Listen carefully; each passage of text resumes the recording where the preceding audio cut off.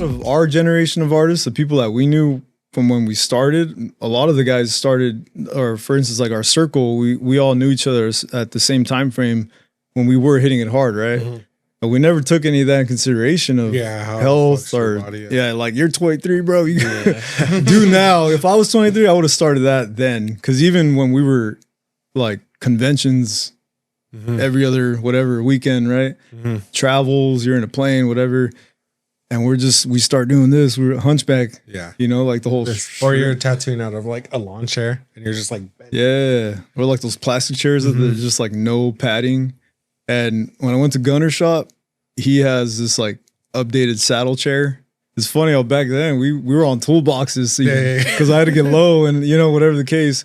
And a lot of the homies are getting like all those upgraded chairs and like lumbar support. You know, like who the hell are we, bro? We're thinking about this whole like, but you know, it makes sense if you have the right posture. It like prolongs your session because you don't get it. You don't feel that fatigue as your breathing's better. Breathing, your energy, and you're not worried about the cognitive side of it too. You're able to really focus extra, and it's almost like not having to look for a foot pedal under your chair anymore. Yeah, you know what I mean? Because that like the switch is like where to go. The bad posture too, it'll like it's like it adds up. You know, it's like you're just draining you. Well, it starts adding that bump. You're kind of like holding a weird spot, so then like you stretch out like it'll. The dude I was going with, Coach Felix. Oh yeah. He started like we're just doing hella stretches, and he's doing like all sorts of stuff with like knots and like just popping my back a little bit, and then a lot of the movement too is to like get it up. So like I just even noticed the last like 3 months, like I'm like, oh, all right, like. Well, even like our shoulders, you don't notice it, but they concave. They like cave inward, and you're just. That's because we're always like, sucks you in. We're just here. Yeah. And then we're just like slowly imploding, you know, and it's like little fetuses. Oh, yeah. We started like crippling in. And I'm like, that can't be good, man. And then we start doing something with like martial arts or working out. So you do still go to the gym, though, aside of training, right? Because how many hours is that after you go to the tattoo shop or in the mornings? So we were doing Tuesdays, Thursdays, Saturday in the morning, 7:30. And then just to have energy to go into the shop and still knock out a... Oh, yeah, dude. The worst is that I'll go to like hard sparring on Saturday at DC's and just do like 2 hours of rounds. And we're just like pretty much on, like, you know, maybe one off, one on because it's smaller. So we have to like alternate and like just get wrecked. And then have to go do like a full day at the shop. It's like 8 hours. Whole 8 hour session. You're trying to take a nap? Sometimes, you know, you do well. I'm like, I'll do good. And I'm like, I'll go in and I'm hyped. But sometimes I get my ass whipped and I was just like at the shop, just like, yeah, you're like, I'm all sore. My head hurts. I'm like, fuck, dude. Somebody caught me with like a leg kick and I'm just like, oh, dude, my fucking thigh hurts. But you're just keeping it calm and collective on the outside exterior. Yeah. I've had moments like that. On the inside, you're dying because you start at 5 a.m. to grapple for an hour and then you do another whole hour of like burnout sessions and I got to start a piece and you feel like it's dinner time, bro. It's like 2:00. We run at DCC. We'll run like two miles and then we'll do rounds, right? Like hella rounds. So it's like that Saturday you just wrecked, and then it's funny like the person's laying down, they're like, my hip hurts. I'm like, I'm like, if you fucking see what your hip hurts? Morning. let me tell you about my day. Let me tell you about my week, bro. Especially like you're not at that age where, like you said, we don't. Yeah, it just hurts. It just stays hurting. I did the whole cryo thing once. Have you ever tried the cryo freezing thing? Yeah. So the cryo really like snaps you back like a rubber band, bro. I understood all that, but now it's like all the little things like for instance, we're in the holiday season, so I'm telling people like I need BioFreeze, lidocaine back patches. You know, I was like, just give me that. I'll be happy. Some aspirin, you know. So no, but I think I tell when people ask you, oh, traveling, that must be dope. And then you think about what it really takes a long haul with packing your stuff and you got the exhaustion of maybe you're changing the whole hour, right? Because you're going to the East Coast or something. Yeah. Or whatever the case. And then you're thinking, all right, I'm not going to be comfortable this whole weekend though I'm gone because I'm on the chair. I'm on the grind. Yeah. And that too, there's a lot. And you just can't wait to go back sometimes, bro. I'm like, it was cool, but there's a lot with it, especially you're hauling all your equipment and That shit kind of happened to me this last year. Like I saw you, we got together like in April or something like that. And I was like hitting him, boom, boom. You were telling me all the stuff you had planned. And I remember, and I would see like, hey, you were hitting I think, did you go to Texas and stuff? And yeah, we went to Texas. Oklahoma, right? Texas. I don't even know where I went. We went to time, right? The concept of time. Georgia too. Went to Atlanta. Oh yeah. Went to Texas. Where else? Arizona. This year, I kind of kicked back a little bit, but I was still doing some shows. But like, I just got so into training that like, I don't even want to hit the road, man. I just want to be here so I could train. And then September was like what really showed me, because I had 3 weekends in a row where I had to do stuff like for tattooing, and I wasn't able to like put in the work that I wanted to. And I was just like, I gained like 20 pounds, and I was like, dude, like I can't be doing this. Like I gotta catches up, bro. Yeah, I gotta fucking come back. And then I took a point fight like right when I got back. I thought I was at like 220. I was at like 230, and I needed to be at 215. You had to cut. And I was like, fuck, I already signed up for this, so I had to cut all that shit. But then I brought it down, and I was able to like maintain it. Yeah, but like that, I was like, I can't be, because I only have like a small amount of time. I'm older, so if I want, how do we do it? I gotta fucking, bro. Like, I'm thinking right now, if I have to cut weight, I better be walking around somewhere near that, because there's no way I'm gonna be walking around all fatigued out. Yeah, it's horrible. I'm trying to make the dude, flight I was weight. like fucking fasting, like being in a caloric deficit for like, what was it, like 3 weeks? Oh my god! And then just like them who were like, what's wrong? I'm like, oh, I'm starving. Celery juice. I'm living on celery juice. Vitamins. But I did it to myself though, because I was like drinking, eating dumb, like not doing cardio when I should have. So I did it to myself. Do you do any athletic stuff too, or I go to the gym. I was going with him, training a little bit of Muay Thai as well. Yeah, I used to do a little bit of jiu-jitsu like when I was younger.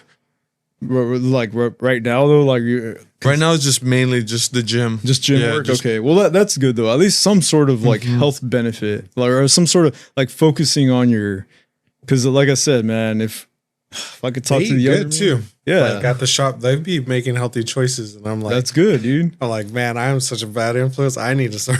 Right. I was gonna say, because I'm curious if you start to try to like sign him up. It's like, all right, part of being part of the crew, you also have to do. You have to take on 2 fights. I'd be getting excited because I want everyone to go. I'm always like, you're trying to recruit. That's why I'm like that, dude. I had an apprentice for like a short sprout. I got him into it. And I think part of that is because, I mean, you're hanging out at the shop, and these are the guys you're working with. Everybody has a Harley. Guess what? You probably want to get a Harley now because everyone at the shop has it. So he would just hear me talk about it. He's like, you know what? That sounds dope. I want to do it. But he was kind of inspired by the fact that I'd come to the shop and be like, oh, man, I just had some 6 sessions in the morning.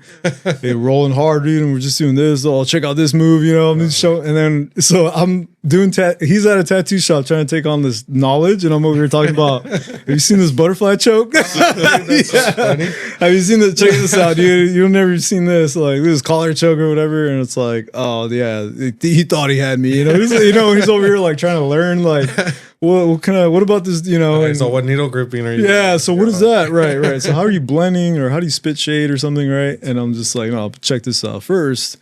It's like Cobra Kai. It's like a shop that's, you know, but I remember on that health thing, because you're making the health choices. Back in the day, artists were no, you're good. Artists would just smoke breaks, energy drinks, and Burger King, whatever's right. That was your diet.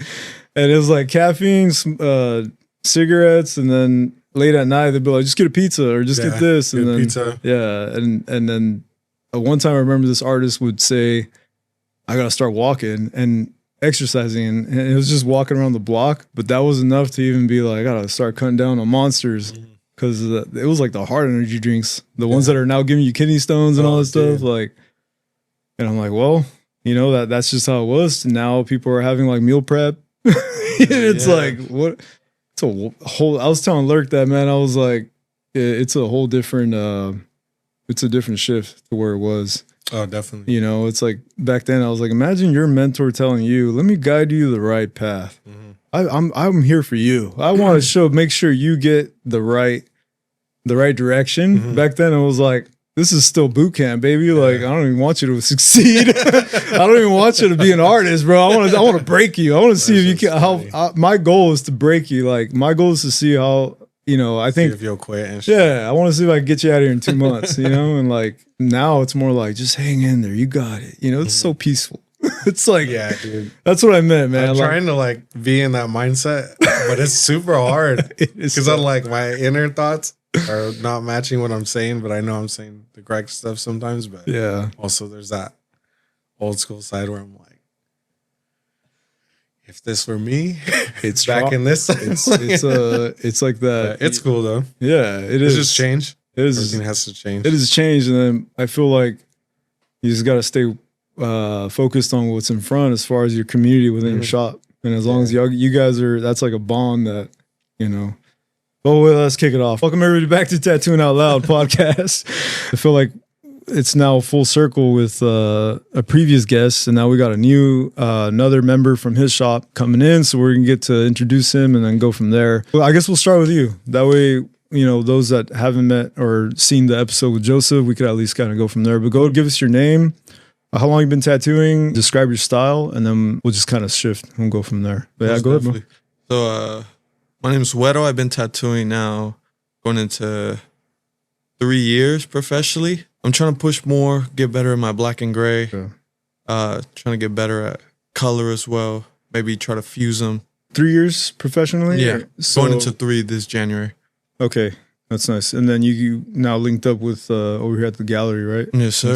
That's what's up, dude. And for those of you that haven't seen our last episode 13, we're nearly hitting 50, so it's been quite a it's quite the journey. But go ahead and reintroduce yourself, and then we'll kind of pick up about the recap of from then to now. We'll kind of go in there. Go ahead, bro.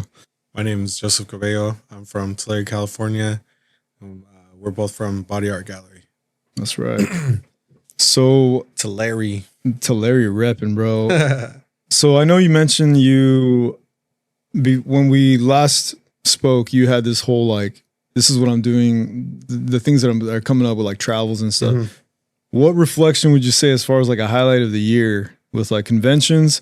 I'm curious about the seminar stuff. You're like one of the artists that I know is like the art nerd. I want to pick your brain on some things with seminars that you've taken. But as far as like conventions, art shows, you had these plans. Now that you've done all that, what would you say like some highlights of, did certain things go as planned, or what kind of things were tested? Yeah. For sure, two like artistic moments and then 2 like goal moments that were super sick. The first one was we did a back piece as a shop at the Notorious Expo in Visalia. Yeah. And like we've been wanting to do that in general. We've just been talking about it. And then there's 7 of us, and then we did this back piece in like 5 hours. Whoa! And this fool, he's the homie of the shop. He's like, he always comes to support. So it was super dope to tattoo him. But then we ended up getting like best of day. And all of us tattooed. There was 3 teams, and then we rotated. So I was able to like plan it out. Okay, so it was like structured. It wasn't like like I had a vision, but I kind of like showed everyone the vision like the day of, because I'm a tattooer. That's what I did. I'm like, it's gonna work. Everyone's all guilty. Yeah. But it was super sick. I've been wanting to do that type of thing for a minute, and like for us to finish, for it to look good, and to get an award was super dope. But it also healed like super like clean. Like it looks exactly like it did the day of. So what was the theme of this back piece? It was Oni mask, and then it had some like it's on, I guess like a Neo. It's on your page, right? It's like a Neo-ish. It's a realistic one, so it's not like a traditional Japanese Oni, but pull it up. Just glowing eyes, like you could tell. Like I really had some time on that. You have it on your IG? Yeah, I do. Or do I? Yeah. I believe the picture, so, right? Yeah, I got the picture. Where's it at? Right this bad boy? Yeah. Oh, I thought that was just sick because like all of us got to work on it, and then like I'm a huge fan of Philip Liu, and I think he was like one of the first people in the 80s to be doing like tandem tattooing, like make it popular. I'm sure people were doing it before, but like seeing him come out recently and do podcasts and talk about that shit. And it's crazy to hear. You want to talk about a time capsule? Oh, dude. That dude, his old methods of booking with him is crazy. Like with you have to like write him a letter. Oh, yeah. Like send a letter out. I think his wife would take care of all the bookings at the time. Because where did he live? He was like he's in Europe or Eastern Europe. Some crazy, but it wasn't like today where you can it was more like send a pigeon and a smoke signal at the right hour. You know what I mean? And if he feels like it. And if he feels like it. It's kind of like that. Was it that lady that's tattooing in the Philippines up in the mountains? Oh, she does is it Wabori? I don't know what the tapping. Yeah. That's that style, but it's like she chooses the tat. It's like you show up. And that's another thing too. What if you come up and there is no time? You're just going to take a picture and you know what I mean? And you have this whole plan.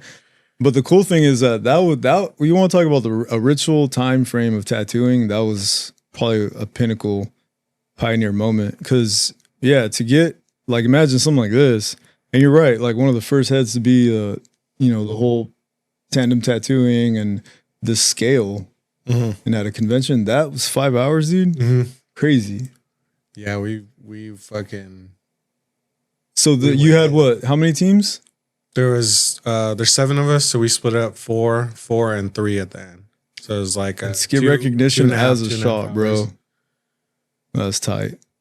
And this is you have a clear image of it, or I don't think I have one on here. Yeah, I was gonna make like a video. If you have one, send it. I'll put it up on that way when we're talking about it. We'll kind of pop that in. 6'9".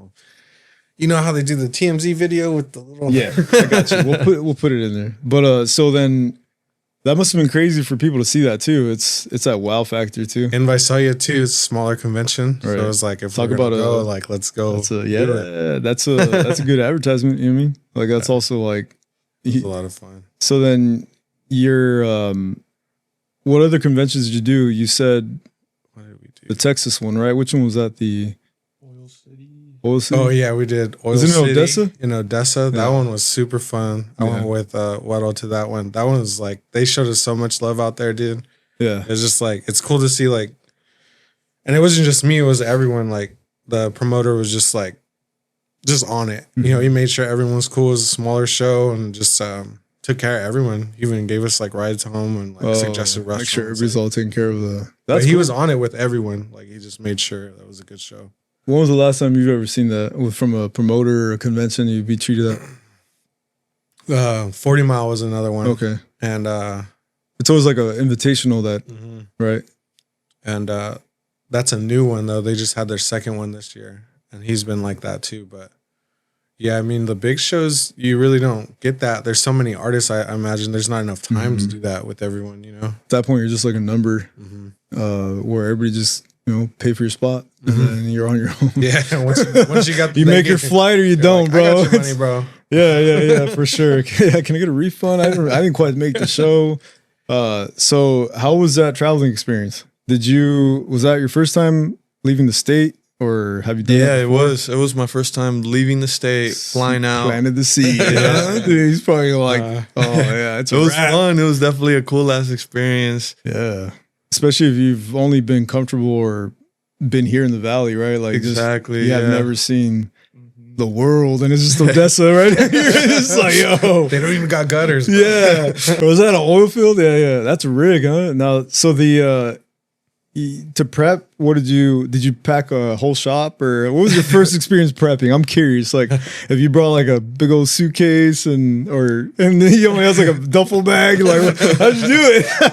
Well, we had planned out what needle groupings we're gonna take. So that's cheating. You had help, dude. Yeah, most definitely. We had to figure it out, bro. It was the opposite. I did because I took J-Rock to one too, but I had invited them. Okay, so I was like, if I invite them, like, I'm going to take care of it because it's their first one. I want them to be like stressed out, you know? So I already have my system down. So I took everything, and then they just had to take like their machines and stuff.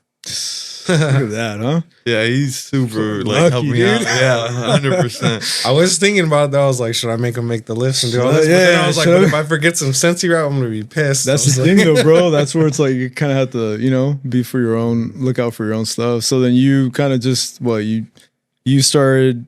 Maybe you got a taste of your own system now, right? Like as far as like, okay, if I want to do this again, because have you traveled since then? I have not since then, but definitely you're gonna want to. Exactly. Right? Yeah, After that experience, definitely kind of sparked this curiosity. Damn, I kind of want to go see more conventions, go different states. How did you feel any overwhelming from actually, because I mean, I guess I don't know if you ever heard or if he's told you stories of like conventions, but any like you walk into the convention area, where did they have like a hotel or was it like a convention center or? It was like a hall. Okay. Right? It was like there was like a bunch of them. It was like I don't even know what it would be called. It was like a bunch of hangars. Okay. They were just in one that was on the lot. So when you walk into the hall and then you see like, all right, this is real. Like, you know, because it hits you, you're like, oh shoot, like there's a lot of booths here or whatever. Did you ever get like well, I'm sure you're probably excited the whole time. Oh, 100%. But then when it cracks off, then you really see the flow of traffic and then have to really multitask because you have to work, you know, attend to people that have questions or whatever the case. Did you start, I mean, this is, you're starting with nothing, right? As far as experience. So did you have that thing where you're just kind of like, oh man, this is like a lot or like sensory overload maybe? I would say for like my very first convention, for sure. I went to Golden State and I did the Visalia convention. Oh, sure. Previous year. And yeah, I would say like for sure it was a little kind of nerve wracking. Like there's a lot of people. Yeah. So much going on at once. Yeah, dude. But we're just better than over here. It's like, it ain't nothing. Yeah. It was like in the fucking planes all crashing them all. It's all good, bro. We good. If we live, we're gonna get paid, bro. That's right, dude. We're getting paid out.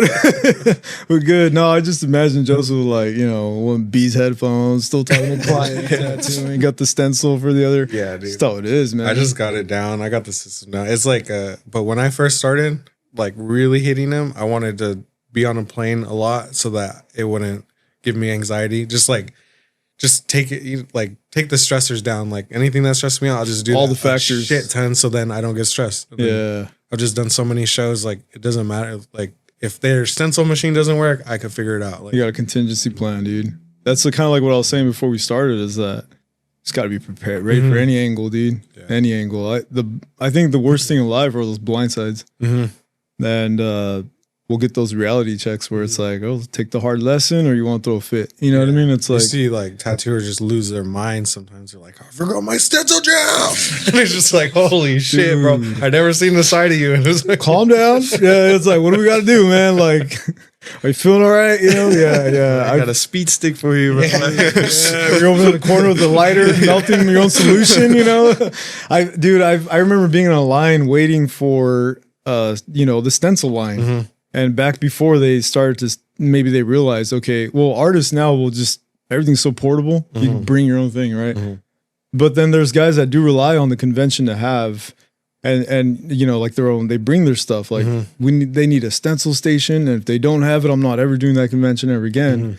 I'll be in line, bro. And I'm just like waiting. And all of a sudden you just hear the conversation down the line. They're just like, it's taking so long. I could be working. Time is money, right? And then you're just there like, I mean, what do you, it's like waiting for your flight got delayed. And so nothing you can do about it. Yeah. It's either that or just bust out a stencil and a pen and get to freehanded it. Or something. Freehanded, dude. Also, you'll hear it after the show when all the artists are kicking it, like for the after party. They'll be smoking in the back and they'll just be stressed the hell out. Like, I'm not ever doing this one again. It's such a dud. It's a bust. The guy next to me is doing $50 tats and you're just like, what are you? This is like a dude negative as hell. I mean, that's everywhere, dude. It's not, you know, you don't get that in your town or your area, your city. It's and I get it's a convention, but then don't do those and only do the invites or only do the you should already know by now. And if you don't, well then take that as the hard lesson. But those freak out moments, it's crazy. It's funny to see that. Yeah. Well, it's not funny. I feel bad for them, but exactly. At the same time, like, bro. But you're just like, everybody handles it different. The pressure. What makes you break, right? Yeah, dude. Maybe that's why, because it's like that old school. It's like, oh, this was like, this was tripping, bro. Yeah. You see the youngsters too, they'll lose their mind off of everything. And I'm just like, oh, my pencil's dead. Oh god, we don't have electricity. It's like, bro, everyone has batteries, bro. You got that one cat that has all the brick batteries, is like running off his machine off that, you know, because you didn't charge the battery. That's another thing too. Is it's like I forgot to put that happened at the shop a few times, but a lot of us had the same machine. So if it was an FK iron, I was like, here, take my battery. It didn't charge overnight, and it's like, here's a battery. Just chill out. let's keep at it. You know what I mean? And plug that sucker in, and I seen a guy have a battery plugged into like as he's tattooing. It was, dang! He had the C in there. Yeah, dude. The C into a brick because it's charging as he's using it. I was like, that's wild. Whoa! Talk about innovative. Yeah. So then it like went full circle. Now it like literally was dying. Exactly. It's like, just bust out the critical power supply again. You might as well. Bishop's gonna have to do is come out with like a Bishop C charger. The C adapter instead of the RCA or clip cord one. Yeah. That's not a bad idea. We might have to cut that, and we might have to work on the deal. So, hey Bishop, we're going back to cords. We're going back. Yeah. Dude, cords is the answer. What do you use? How did you get into tattooing? So before you were working on another spot, was that like your mentor location or? Yeah. So originally, I've been wanting to be a tattoo artist since I was probably like in middle school. Like I've always wanted to be a tattoo artist. So this didn't just like come out of nowhere, right? Yeah. I would say like my uncle had a lot to do with it. My uncle's a tattoo artist out in Mexico, and sick. I think that Tijuana. Tijuana. Yeah. So I think that sparked the curiosity of being a tattoo artist. Yeah. I've always was around kind of like tattoos, I guess, growing up, and I was working at this shop in Hanford, mentorship. I was an apprentice, and finished my apprenticeship. I was working there for a year, and then. What year did you? So this was what 3 years ago? Yeah, so I think I did my apprenticeship 2021. Okay.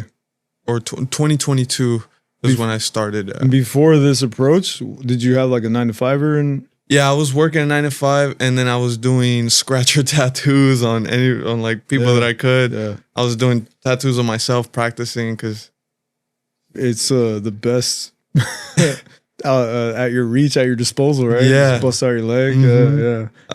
I was like at an Amazon meeting coworkers. I was like, "Hey, I do tattoos for hella cheap." Just open up one of the boxes. Machines. There's a machine in it. And then return it after. you got until May to return it. You're just like, I could do a bunch of bangers. Send it back, slightly used. It's disgusting. Can you imagine, dude? That's getting a machine that has ink on it already? That was a pen that blew up in my suitcase. So you had what job? You were at Amazon? Yeah, I was working at Amazon. I was working at Amazon in Fresno. Okay. Before that, I was the one down south in Ontario. And you were just like, I think it's time. I'm over this job. What gave you that push to leave a comfortable, like, I don't want to say you're like a maybe, because everybody has the option at some point where you can always change. Like you can get 2 jobs if you want, right? So like at any point you felt security and you're just like, I'm ready to just, you had a support system to be like, follow your dreams. Because like a lot of us, we didn't really have, we had to figure it out, dude. It's nowadays, like I was telling you, it's a little more like, I guess, supportive. And back then, it's like, sounds crazy. It is crazy, dude. I'm just like, looking nice now. It's like, don't quit your day job, dude. And now it's like, yeah, you know what? I got you. Just if that's what you really want to do, I guess that's an option now. What made you like go 100 into actually apprentice? And I just super jumped in. So I was already working at Amazon doing my regular 9-to-5 job, and then on my days off, I was going to the shop. All day, full time, and then I just kind of jumped full in and quit my job and started just tattooing people. I was still an apprentice, but I was just knocking out like little tattoos. Did you realize that in order to do this, you're gonna have to go all in? Like 100%. Okay, yeah, that's good, because some people still want to hold on a little bit. They're not fully out the door. It's like they want to. If they have to exit, they still have that off ramp coming up in the next mile. Yeah, it was scary. Like, burn all the boats, burn all the bridges off. I ain't going back. There ain't no way. Yeah, that's good. I mean, that perspective, I see it. Yeah, it was scary because at the time I was living on my own. Yeah, like I had to pay all my bills on my own. So I was like, okay, I have the security of having a regular 9-to-5 job, right? And then I'm apprenticing. Then I jumped full in, and it's like, well, my main income is now tattooing.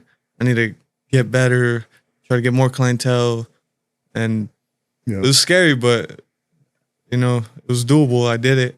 Yeah, I like to hear everybody's mindset when they face that time, because some people are like, this is new, and maybe they don't have art background, and maybe they do.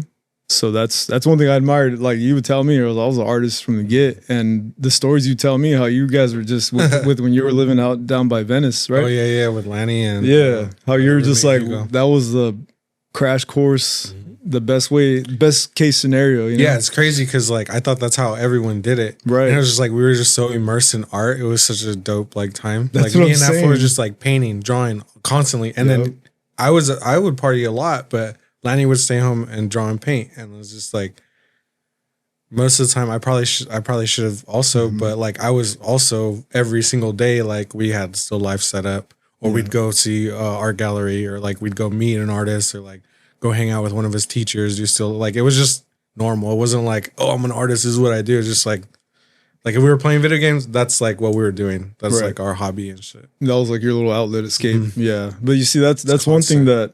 There's the skill and then there's the discipline, and to merge that, you know, that's probably best case to have that, because it was like that. As far as you got those artists that were just all right, convention's over, or I'm out of the shop, and then they don't.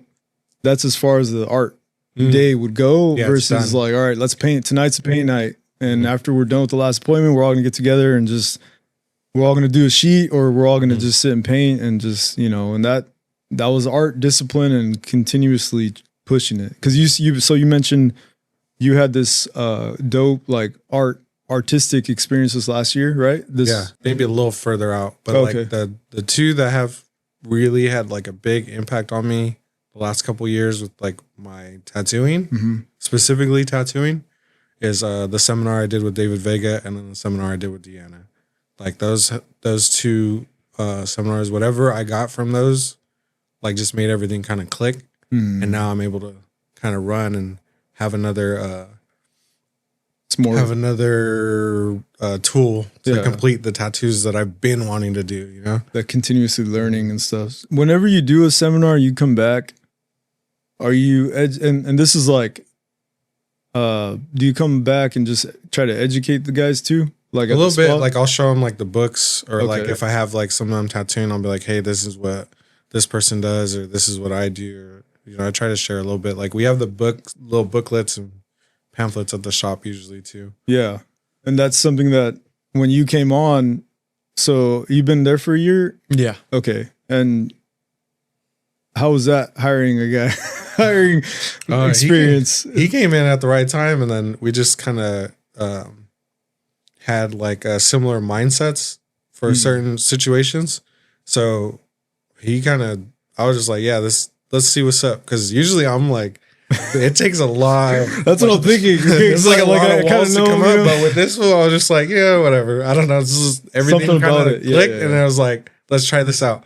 Yeah. And then it ended up working out. And he's like a really hard worker, and just like that is like the most important thing to me, is just like being a really hard worker, and like because anybody could get better, but having that character to be like in the shop and really want it. Like so many people come by and they'll have this speech ready, and I'm just like, okay, and then they don't do anything that they say, you know. And it's like the outcome is So you could even see like the difference between his work like a year ago to now. Like there's leaps. Well, even with Xander, bro. Yeah, Xander's one. We were just shout out to Xander. He was just hung out in the background when we did our first one, and I was like, bro, it'd be cool if Xander came on, because he's got a dope story too, just in general. I remember you told me that. Yeah. So I was like, I could actually, but this is a cool stretch. So like when you came into the shop, I'm curious, what was your preparation to be like, okay, I got this much time to try to get a job and impress this fool to be like, hey, hire me. You know what I mean? Like that's hard, dude. That's like us trying to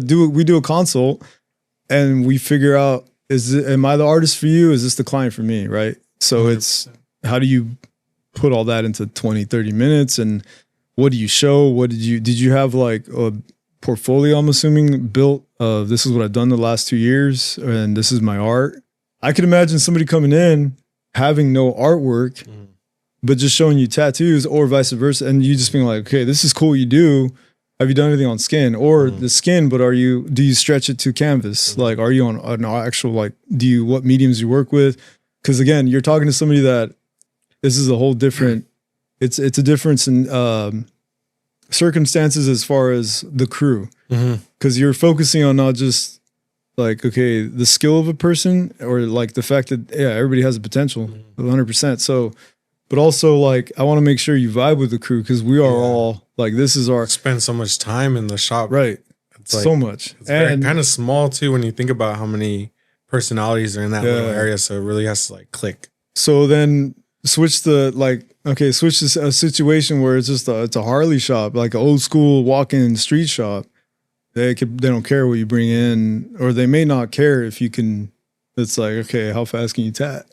And can you do, you know what I mean? And it's like, what do you, I don't know. I don't even know what kind of a question would be asked if it was a street shop. Like, how do you get hired? Do you just come with a portfolio?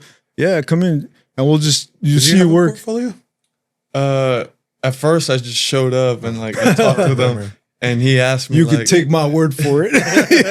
I'm good for it. I'm good, bro. IOU. Yeah. He like told me like bring in a portfolio and kind of I want to check out your work and then we could sit down and like really talk. Yeah. So I did that. I think I showed up like 2 days later.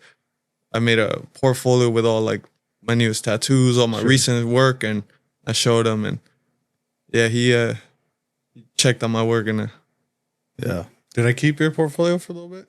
Yeah. I think you kept it for a few days. I don't know if you messaged me or I went back to the shop and you keep it and you like studying. Well, I'll just like hold it. Like literally, you're just holding it all day. It's just like something that I remember what happened to me. So I was like, it's just something I do. It's like tradition kind of. Yeah. Because I remember when they took my portfolio at Oceanfront, I was like, oh, fuck. Because I didn't have no money. That's leather bound, bro. I was like, you know how much those prints cost? Yeah, my guy? Like, no way, I'm not going anywhere else because I don't have any money to print another portfolio. But so that reminds me of making prints and the artist coming by like, hey, you want to trade prints? I'm like, I'm trying to make some money. You know what I mean? It's like, but I would do the trades. Yeah. That's just my mindset, you know? But it's true, man. Like if somebody takes your portfolio, it's like, do I give it back at the end of the day or what's going on with that? Right. Yeah. Cause they took your original book with all the printouts and then I learned, after that, then I started making cheaper book and then I'll have my book. Yeah. Like you have the one that you display and then you're thinking, I'm just going to show it. The display. I was like, yeah. You gave the original. Luckily they called me back, but right. Yeah. I remember at the time just feeling that panic, but then I was just like, I didn't like, but I didn't show it, but I was like, yeah, for sure. You could hold on to it. You're just right outside the shop waiting, dude. I'm going to need that back. So did you show any art pieces though? Like, cause have you done other stuff with art before or is this all tattoo stuff you showed? I just showed them all tattoo stuff, but I do have like drawings and stuff. Sure. I feel like I just started kind of getting into acrylic painting. Okay. Like, cause see, that's what I meant about. I'm curious, like through your perspective, what was your mindset? What was your plan to try to get? Cause this isn't like you're gonna get, fill out a online, exactly, you know what I mean? To like get a regular 9 to 5, like a resume, right. So pull up with like this whole resume cover sheet. And be like, here are my accomplishments, my skills, What were you thinking? Right? Like trip. Because it's been so long, dude. I'm curious how you're the most recent as far as that I've ever had on a show. I mean, I've had guys that have been tattooing, 4 or 5 years, but I kind of knew their story. And I'm always like, I wonder if you were to try to get hired at a shop today, what goes through your mind as far as, okay, what kind of compilation of a portfolio do you have? What resume do you put together? Or do you want to be an arrogant bastard and come in and be like, well, I know Nico, I know, you know what I mean? Like, you feel me? Like, try to show what. But like, and then like he said, it's like you could talk the talk, and then day of you can't even bang it out what you said you're proficient at, and that's a tough thing. I think what I was just thinking is just trying to show them as much versatility I could with all my artwork, all my tattoos.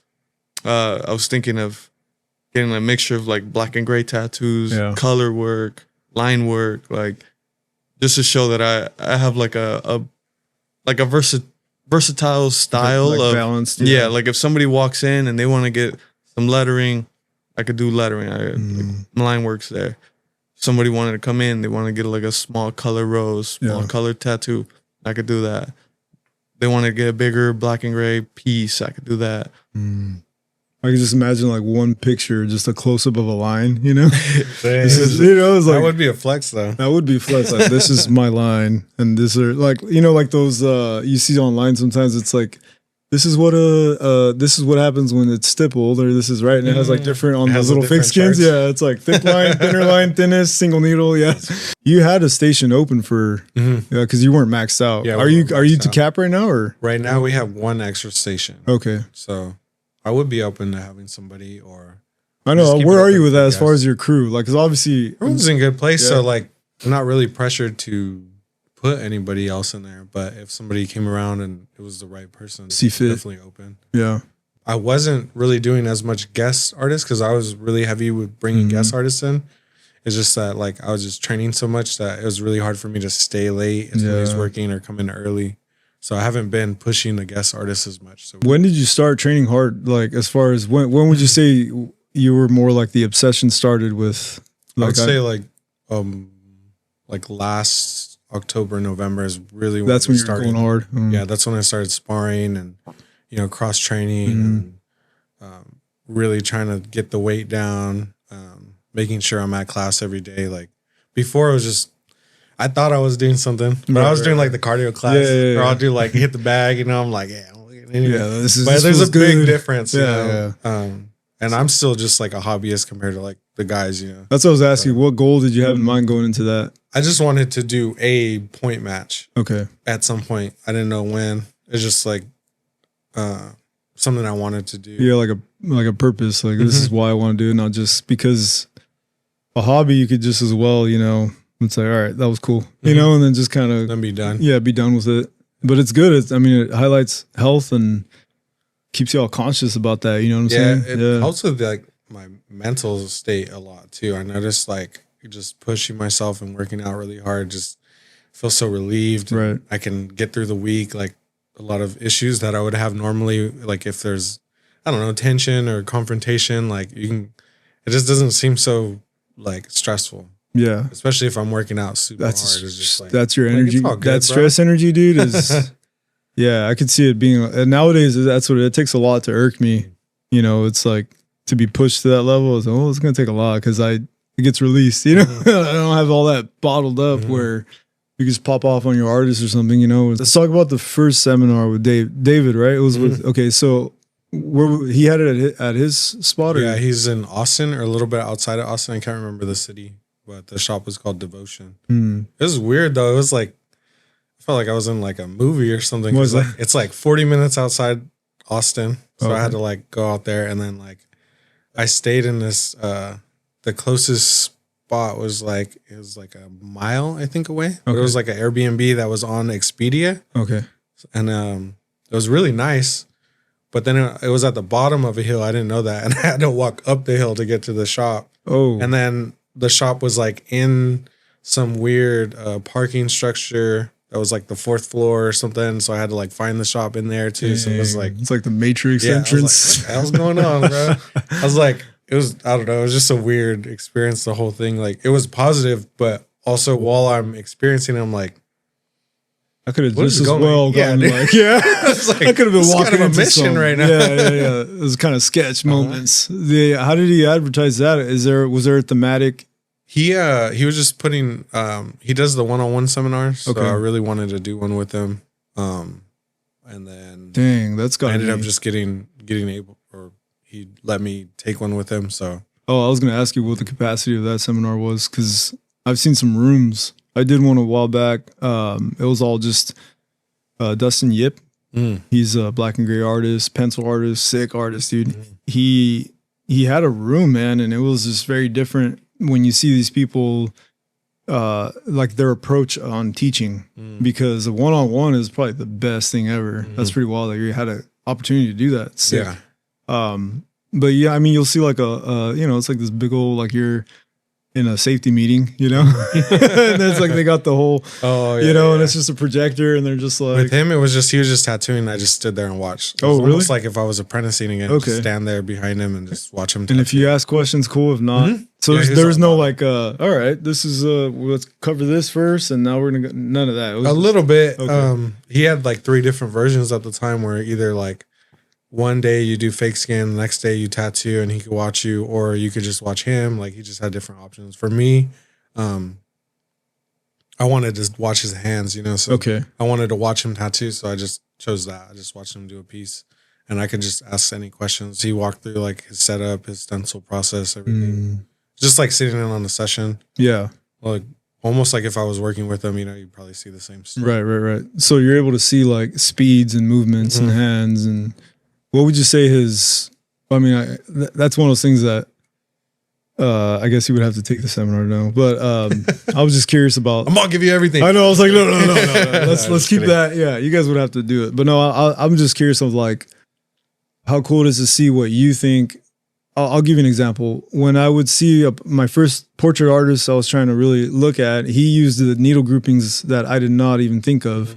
When he's like, actually, like the 5 mag tapers, wild stuff where you're just, or like bug pin 5s, bug pins, you know, he was using weird ones where when you understand, at the time you didn't really understand it, but it's like why you use a bug pin versus a standard, long taper versus, and then the speed and the stroke. There's a lot of things that have to literally fall into place.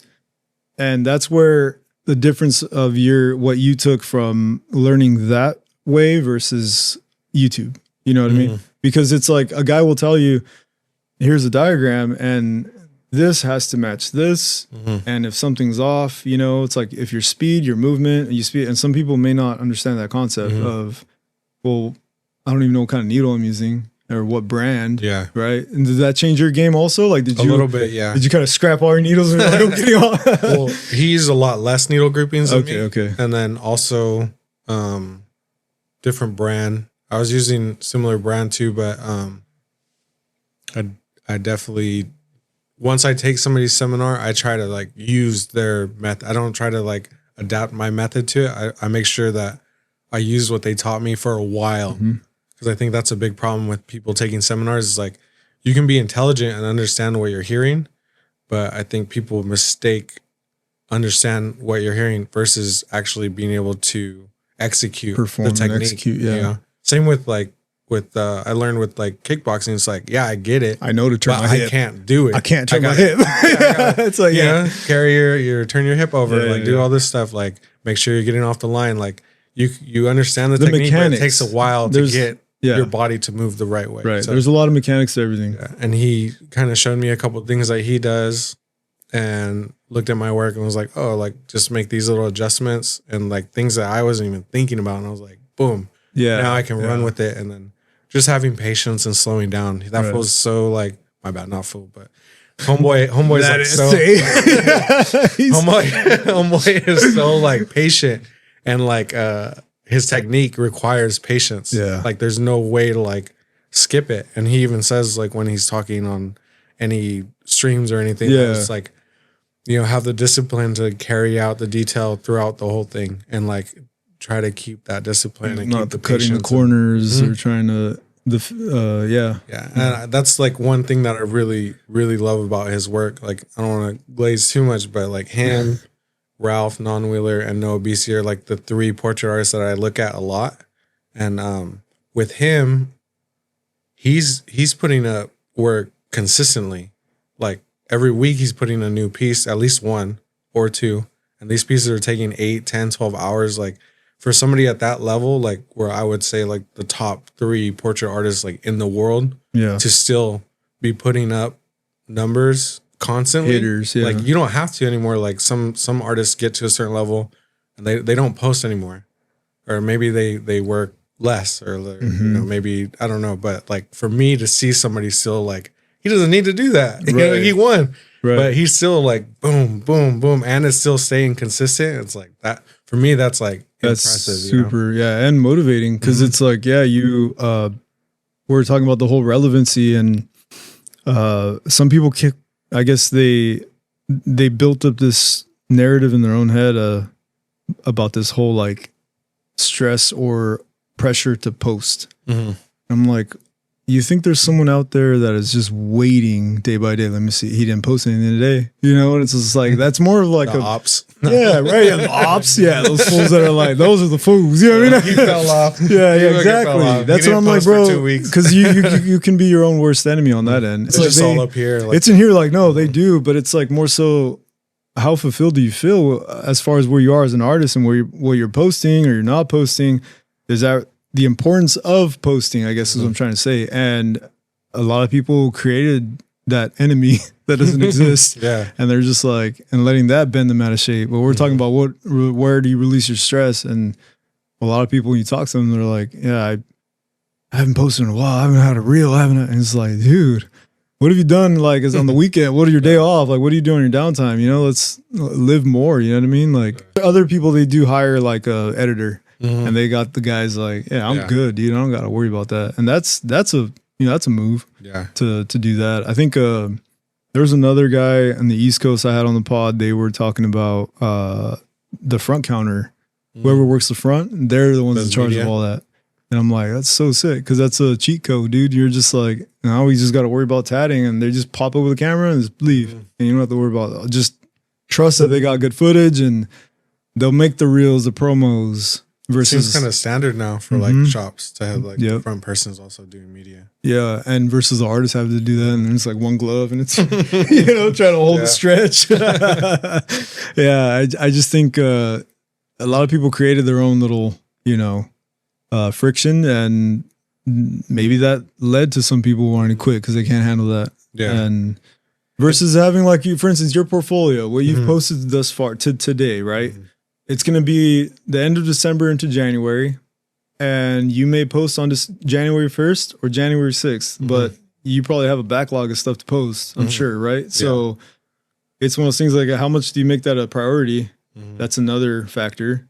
How many people make a priority over their heads? It's like some people have that idea, or like the secret in the industry is to be relevant is you have to consistently be posting.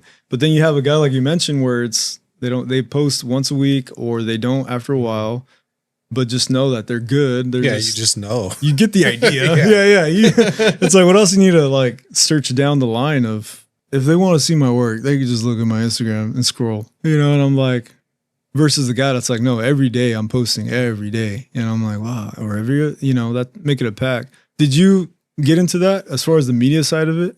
Because you're now a younger generation getting into it, and you are entering the industry where that is a thing, right? Where that's a, like this whole making the reels, doing people say the TikTok dances, but you know what they mean is, it's just having a reel. No, I've seen maybe a few guys that actually TikTok dance or whatever, but that's like a gimmick, It's not like that's a requirement. They're all crying. Yeah, they're just get tattooed. I used to tattoo. Yeah, now I'm like a little film editor, movie producer. I feel like I didn't get into it as much as I should. I feel like I'm kind of lacking a little bit on my social media, but I don't know, having a mess with the algorithm, understand the algorithm. I think it's a little bit difficult. Like, reels are the thing now. Pictures of tattoos don't work as good, or now you have to show yourself and right. Yeah, I get the whole, and the thing is that I'll look into the whole YouTube stuff and like just all the social media things. The algorithm is going to change consistently, and so it's more so on who do you tie yourself to, like so that you can be on the same ship, on the Noah's Ark of tattooing, you know what I mean? It's like, but I mean, look what's happening right now. It's people will blame it on economy. People will blame it on saturation. I mean, there's a lot of things you can say. This is why, or let's just backtrack. How did you start your business? What was your business plan? What was your approach with getting your clientele, and how solidifying those clients to promotion? A lot of that stuff tracks. It's reputation of the shop. People know they can go into your guys' spot, and if it's a new person, word of mouth. let's just say. Yeah. And that's one of the best ways to keep you going, where you don't have to do as much as I need a billboard right off the freeway, have that, speak for itself, where you do shine above the rest, or you become an option. It's hard nowadays, man. If we were all looking for a tattoo artist right now, how are we going to find it, and who and where, and also like commit, right? Yeah. Commit, dude, and then if you don't know anything about tattoos, like what are you looking for? What do you want to see? What do you need to see to be like, okay, I'm down to invest a pretty good amount of money? Yeah. Depending on the type of tattoo too. Yeah. Yeah. It's kind of tough because we could all just be here talking about something that we scripted before we started. It'd be like, hey, let's convince everyone that's listening that this is why tattoos are worth it. And this is why you should spend bands on. It's like, a thing is that, there's a lot of subjective stuff, man. I think that's interesting too that you mentioned that, because like I see a lot of I felt like I just consume tattoo content so crazy. For sure. And like I see a lot of the people that are influential in the industry, and it's almost like they do that, but I don't remember ever thinking about that. No, not at all. I just like I probably shouldn't say it, but like with tattooing, like I would do that. Like I'll do that shit for free. Like I'm so addicted to tattooing and just the medium. Like I cannot help it. Like I gotta get skin time. I gotta be pushing. Like I gotta, like, yeah. I guess that's the selling point for me, is just like people see that and they know that that's what I'm doing. But like seeing social media and seeing people talk about this stuff, and they're like, this is why you should spend this much. This is why. And like the only reason why I charge what I charge is because I beat people that charge way more than me at competition. So I'm like, oh, dang, I should be charging way more than what I'm charging. And like this guy's charging 5 G's and I just beat him. Like maybe I should, step it up. Because otherwise I'm undercutting myself a little bit. It's hard to justify that. Like, it's like, barbers are now up in the 30s or whatever. And I remember it was $10. You know what I mean? $10 a cut or whatever. But I think, I don't know, man. It's, who knows what. Everybody talks about left and right, this whole like, like AI coming in, and our industry has been affected. But another thing is because it was like some took it as a threat, because I had a client earlier. He was messaging me trying to book an appointment. And even though all of us are pretty conscious about the fact that AI, anybody has that tool at their disposal, our clients have it, right? And they can just grab that and be like, hey, I gave it to Gemini, but it didn't do what I wanted it to. It was like, why don't we just do this the old way and talk to me about it together? Right. And so I think that, but you see that if you have the patience for that, I have the, people bring me in their own generated tattoo idea, and you just, it's like, I get it. I'm not going to sit there and be like, okay, why don't you just tell me, like, I'll give them this time. Like, let me see what you created with your own AI app. Give it to me, and then what do you like? Just explain all this to me, right? Yeah. Break it down, because now I have to story? Reverse engineer the AI of this tattoo idea or whatever. But has that happened with you guys also? Like, do you have clients that have they ever or noticed that maybe other artists in your shop, they're like, hey, like, look, man, they brought their own AI image or whatever. I've had people bring stuff. Yeah, I use AI too to like generate images. Yeah, so you're pro AI, right? You're like 100% like I like this, where the industry is with using this tool in our industry. I think the main thing that I would just like tell people is don't rely on it too much. But I think that's so redundant. Everyone says it. It's just like, it's just a tool, use it, boom, boom, boom. But like you with any tool, you can't just use that and that's your only thing. So just be careful, don't rely on it too much. Like if somebody brings me AI tattoos, I have had sometimes where it's like designs done, like I could just use that, or like there's sometimes where I can use that and then Frankenstein over it, change the layout, make it fit, make it yours, body, make it more like, okay, I get it, I get the gist, I can use these elements, but it's missing this, or it didn't take this into consideration, that we have another piece intersecting that area, whatever the case. Do you use that also, or are you like, I don't want to say do you rely on AI? No, but like, have you ever like extended to AI to? Yeah, I say most definitely. I kind of use it like for like mock-ups and ideas, and like you said, like I just Frankenstein kind of over it and put my own twist on it, make it my own. Yeah. But I kind of use it a little bit as reference. But I don't rely on it. I've seen like tattoo artists mess up with just using straight up AI tattoos. Oh, sure. I saw like some praying hand tattoos and there was like 6 fingers. Wonka sword. Yeah. And I was like, oh, damn. Yeah, you got to be aware of that stuff. Yeah. Any type of shortcut, you just got to be aware and like be able to fix it. Or don't. Yeah, or don't. Yeah. Give us, yeah, you know what I mean? Yeah, that's wild. Have you seen you've seen that dot machine, right? The robot? Oh, yeah. Okay. That thing does like per like stipple. Yeah. That's how it's creating it. And it's able to precision and accuracy on that thing. Bang he was talking about it. And he was like, dude, he's on another level of what he thinks this industry is going to become. Like, you know, anything from medical tattoos, having a tattoo show you that you're about to have a heart attack because it's reacting to your, you feel me?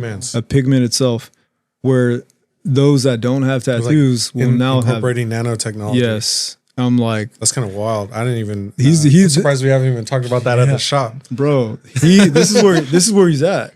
Okay, so think about it. If your shop had the black dot machine, what's the next innovative thing? They had that magic tattoo or whatever they called, where it would only show up with certain. Oh yeah, have you seen that? Yeah. So it's like you could like change the light on it. Yeah, and have a different right. That's crazy. Yeah. And so, but here he is like, he's like, yeah, I think in the medical field, tattooing is going to be beneficial for this reason. People, they don't know they're having a heart attack, and now you can look down and it's actually showing you signs because it's reacting.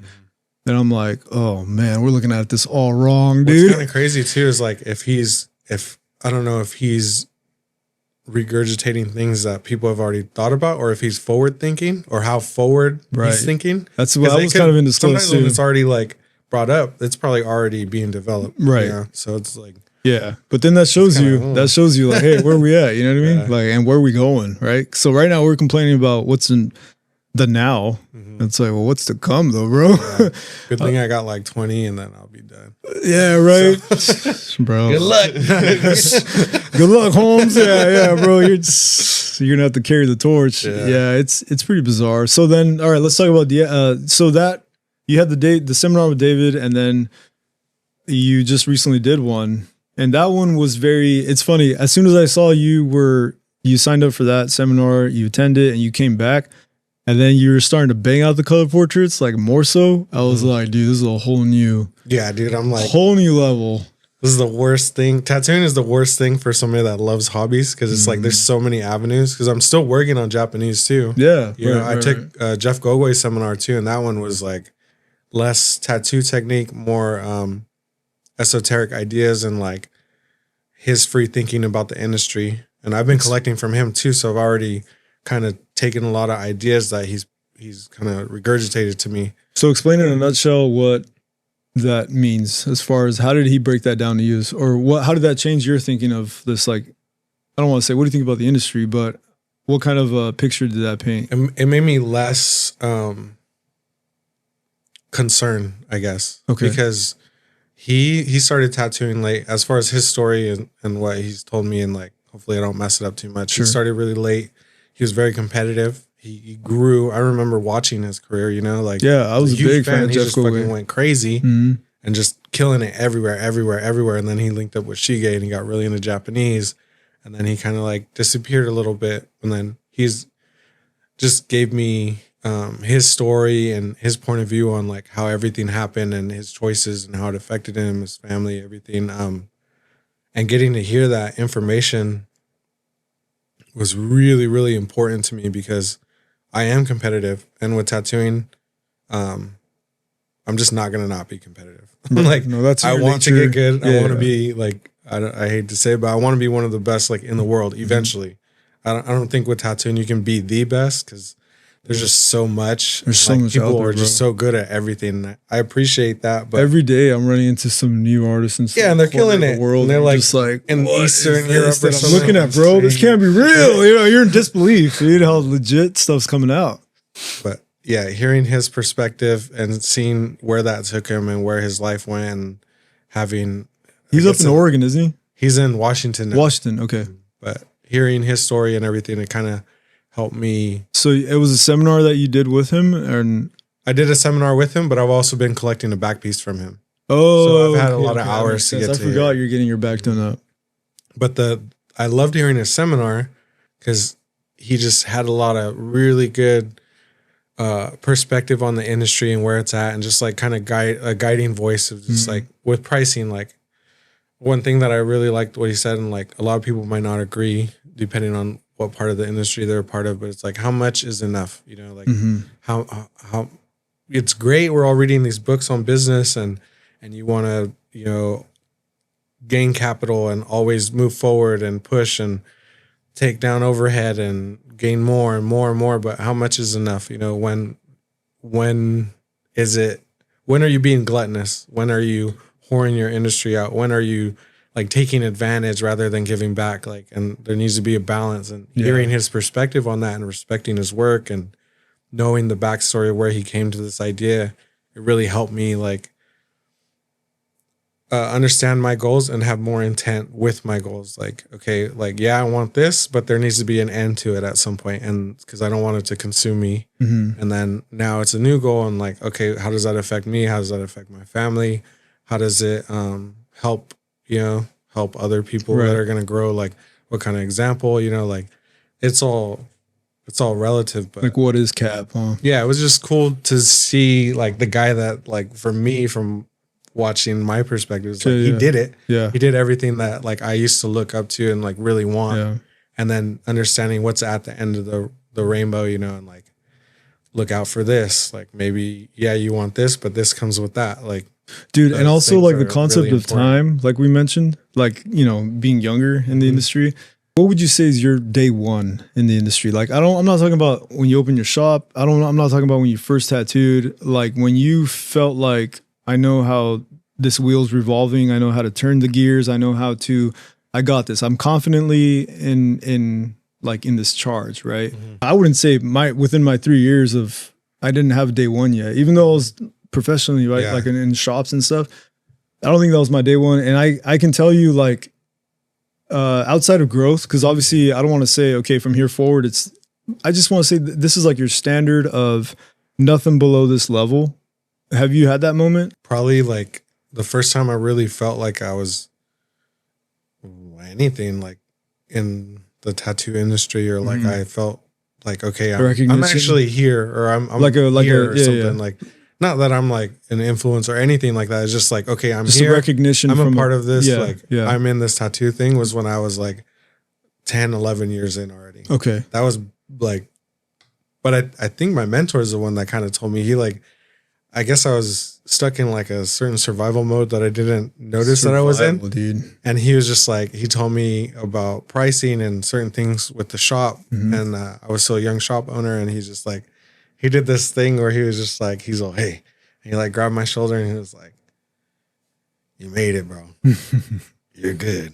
And I was just like it was weird. I was just like, oh, damn. It was like, he put that energy in me, and I was like, oh, I'm here, I guess. Yeah. I fucking finally got there. You arrived. Like, but if he hadn't done that, I would have probably been like, oh, like, still like, still scouting. Like, oh, he just, like, how long ago was that?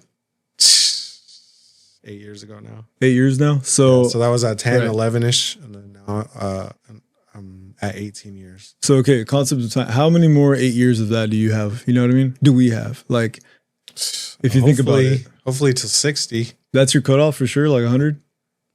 Like you want to be at 60 and just being like, that's good? Or do you think? Oh, like I'll probably tattoo forever. Okay. For sure. But I think like, once I'm like 45 to 50, I'm probably going to start. You know, my technique's probably going to kind of go. Yeah, I get that. But that's the thing too. Like how much, like we were talking, okay, back to the whole parallel with Jeff, right? Like he had this awakening moment where it's like, what's cap, bro? Like how much more of these 8 years do you have left, you feel? Like that's where I'm like, I can't tell you exactly. Everybody age is different. And it's another thing where you're just, if I have this much time to tattoo, I should be doing the things that I really want to be doing. Yeah. It's like, versus wasting the time of not being that fulfilled purpose. You know what I'm saying? Like finding the purpose is hard too. I notice a lot of people don't really have a purpose. And I feel like I found my purpose really young. Like at 18, I already, like once I started tattooing, I was so delusional. I was like following Jeff and Nico. I didn't know what the industry was or anything. I just see the work and I'm like, I want to do that. Right. I think I could do that. I thought I was doing it, but my work did not look like their work at all. Yeah. You know, and it was reality exception or but expectations. It gave me a goal and I was like shooting for it and I just been like running, sprinting this whole time, you know. But now I'm like trying to dial in and really just have a lot of intent behind it. Be like, if I'm doing this, it's for this reason. If I'm doing this, it's for this reason. So that purposeful movements. Yeah. What's yours at this point? Because all right, we're about to wrap up the year, right? So if you were to set up on this whole like recap of the year, what would you say as far as like these life lessons or, you know, when you get this reality checks in the industry and your own personal life that you now have to make? I know people say you got to keep this whole life separate, right? You do at some point, but you also, we kind of live a blended life with it, dude. It's like day to day, you can't just not go somewhere and not be showing what you represent and what you're passionate about. And where you are today, you know, we got a few weeks left for the month, right? And then if you wanted to, because I know to us, we're just like January 1st, another day. You know what I mean? We may just go in, clock in, or we may not if you really want to, you know, like, you know, drink the Kool-Aid of the whole new year, new me thing. And to us, it's like, bro, I'm doing you know, I know what I need to change. And if we're going to flip the calendar to a new start, like what would be your purpose or motivation? You'd say you're in a shop where you got this kind of, you know what I mean? Yeah. That's like, you better, you got to keep it up there, bro. You want to talk about standard. You know, like, I'm a psychopath though. No, you have to be, bro. You have to be. You have to be like psychotic about this kind of stuff, man, where some people can't wrap their head around it. And you can see it in clients when you're trying to talk. That's why I just keep it in my thoughts. To get better, continue like striving. I'm pretty young to the industry, so it's like my whole main purpose is like I want to get better, continue to get better, not lose that hunger either of like that's a ambition. Yeah, it's a recharge, man. I'm sure you get recharged when you go over there to see these art seminars or a convention.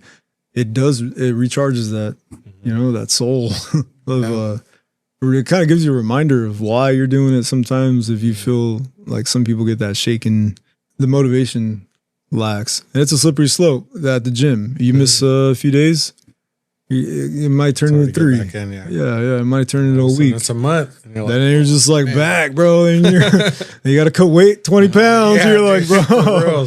Yeah, it's a slippery slope, that complacent, you know. And so the Deanna seminar, what was it? That was held in Austin, or it was in Dallas. She's in Dallas. In Dallas, that's what it was. She's in Dallas, yeah.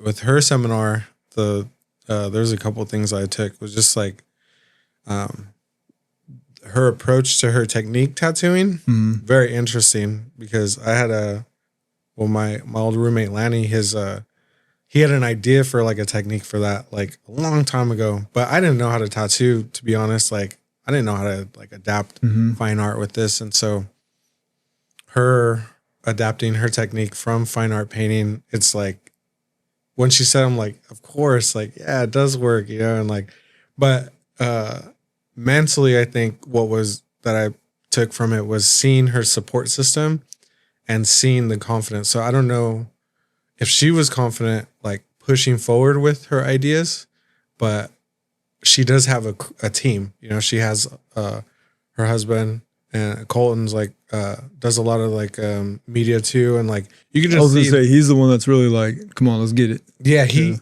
just has so many great ideas, but they're not shooting down stuff. You know, they're open to it, and it seems like that experimentation and then being confident and pushing, like.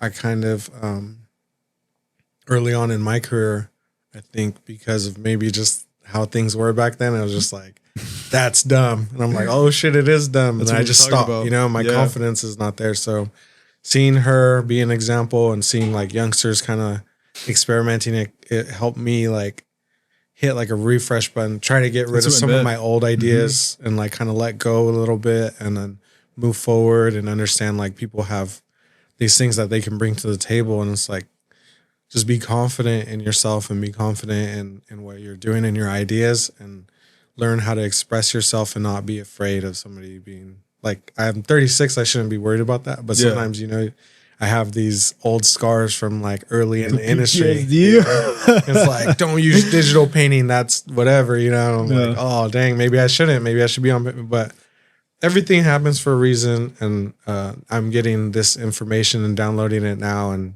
receiving it the way I should now for whatever reason.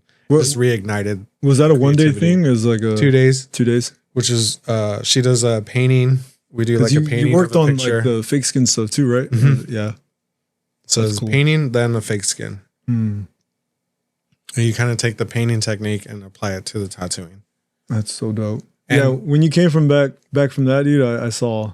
Yeah, I was like, oh, I'm ready to go, dude. I was already like so like in on these dragons, like, and doing Japanese stuff, and like that. Also, like, I'm just keep saying all these seminars, but I took Bill's seminar, and I was just like, oh, dude, I'm gonna do this, So I'm doing dragons. Now I'm trying to get the chrysanthemums down. I just did like a new sleeve with Raijin and Fujin that I'm working on, and then just like another thing. I'm like this whole color world. I'm like, so the color world, I guess, has that also helped with your black and gray, or has your black and gray just been kind of like, because this is a new thing unlocked, right? You unlocked this new knowledge or this new third view perspective, because that's what it was. You had to make it, the way you made it click was to see it or being taught differently. She's like a teacher, right? She's like an actual. Seems like it.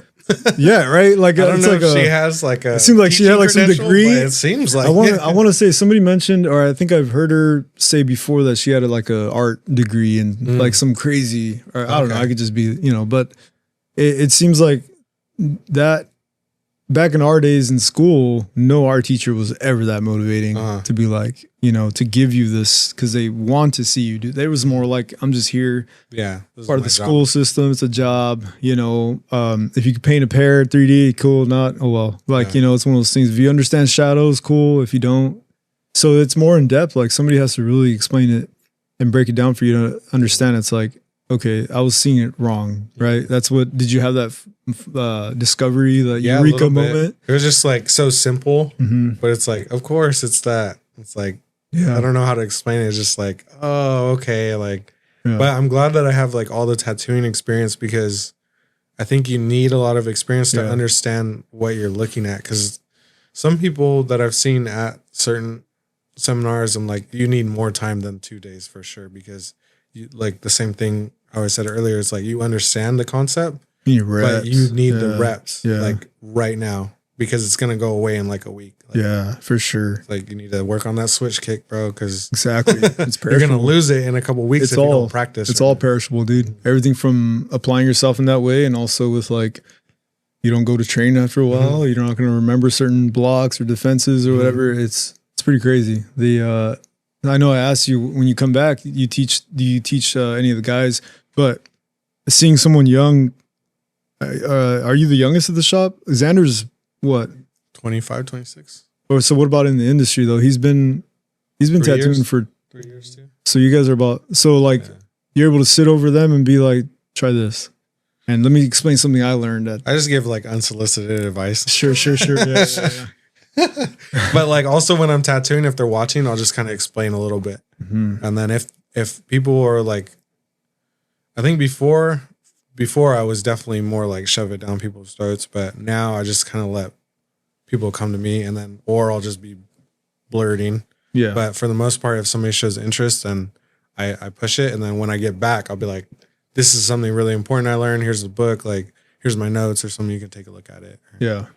Where would you adapt your inspiration for your tattoo style? Like you said, black and gray, and you want to mix with the color.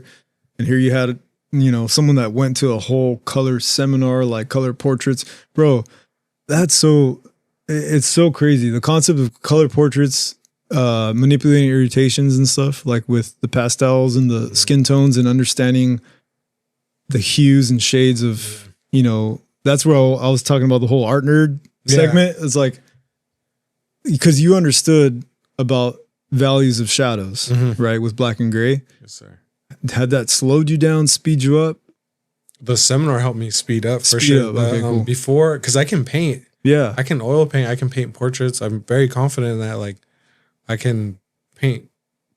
I don't feel like confused or anything. But anytime I would do like a color portrait or color realism, I'll just like have that angst. And I'm like, I don't know what I'm doing. I didn't work with a lot of people that did color.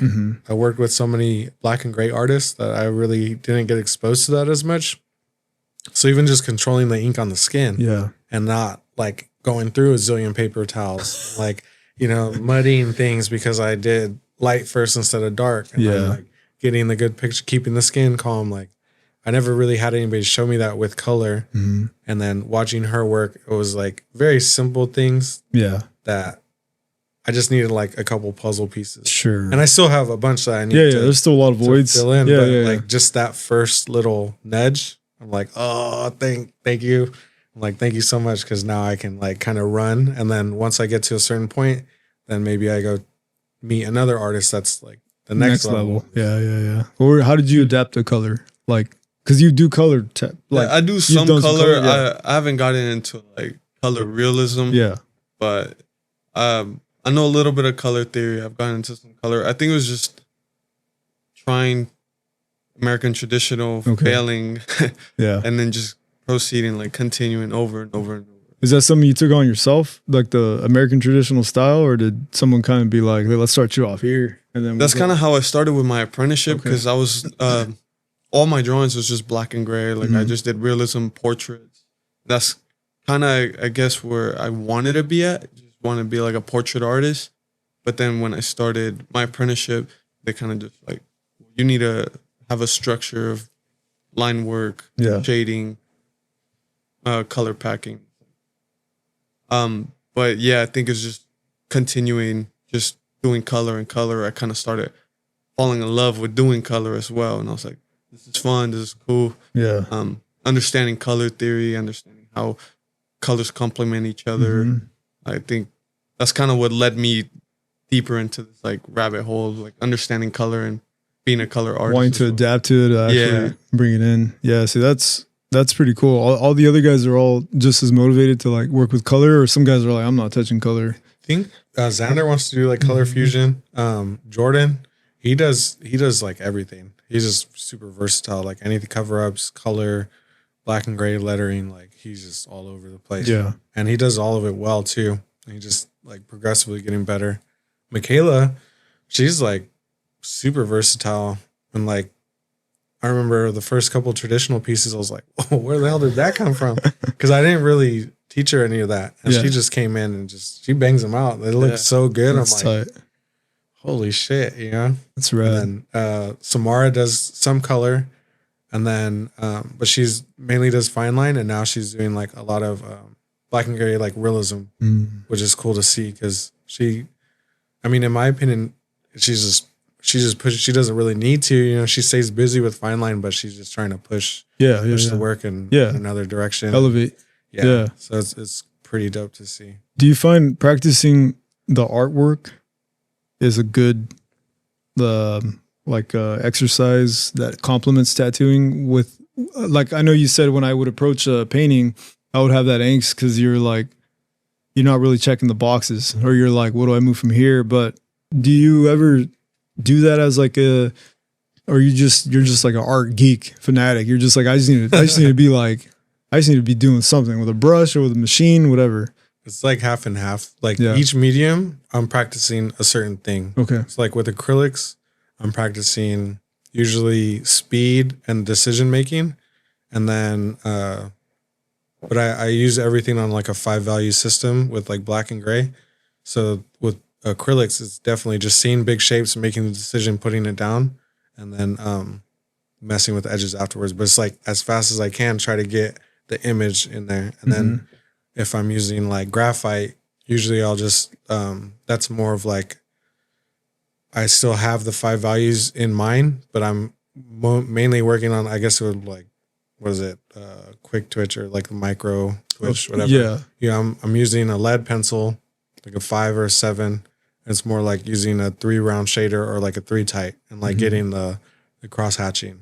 And then like if I'm doing oil, usually I'm practicing color or how I would do a color tattoo. So it's still big shapes, but I'm trying to make the decisions fast and make the image. And then if I'm doing aerosol, it's the same thing as acrylics. It's just I use 5 cans and then I get the shapes in there. And then afterwards I do the edges. Yeah. So it's like each thing that I'm doing, I'm practicing something that's going to help tattooing.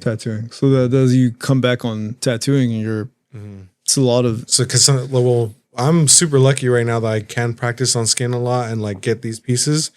But if skin's not available and I still need to get to my goal, I'm not going to let not having skin make me not be able to, you know, if your arm's broken, work your legs out, you know, like, so it's like, if I don't got skin, I'm going to use like some paper or I'm going to use a canvas or I'm going to go paint. Like, it's just I have a goal. I got to get there and I'm not going to let the human factor like affect my train where you want to get. Well, how do you feel working on have you done with the skins, like those little, you guys, cause you did it at the seminar, right? How did you feel working on that? What was your, I think it's cool. Honestly, what'd you guys use? Was it a pound of flesh stuff? Yeah. But I don't really, I think it's more, for me personally, it's more like a gimmicky thing.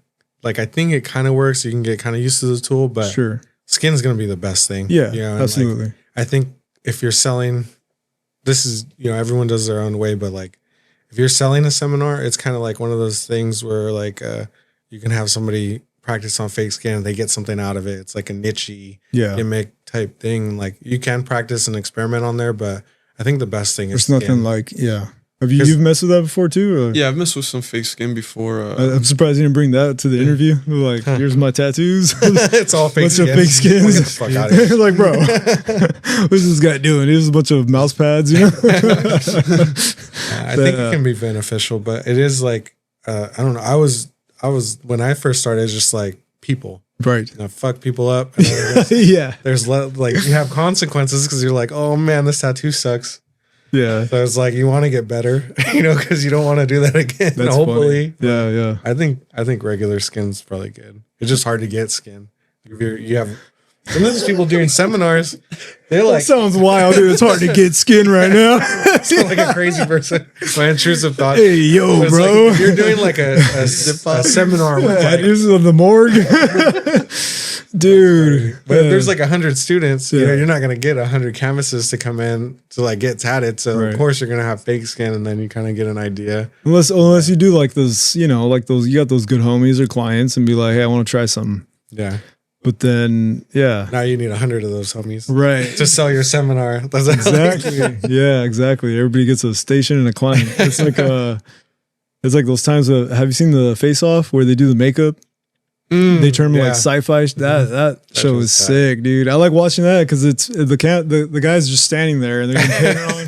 And I'm like, imagine if you're able to do a seminar like you said and have these guys there. Have skin, bro. Yeah, it's like, dude, good luck, man. You made a good point with this whole attending the seminars. Imagine versus again the YouTube, like the beneficial with the fact that it's experience. And then there's a guy that's maybe not as experienced and they're taking off more than they can chew, trying to do a seminar and not understand a thing, or that be a real pivotal moment for their career to take off. You never know. But it's like, what do you find? Have you ever chimed in on any of those YouTube, like, what are these guys actually teaching or have you ever seen any of that? I watch all of it, dude. Yeah. What do you think of that? What's tutorials? I watch podcasts. I watch all of it. Even if it's shitty. Yeah.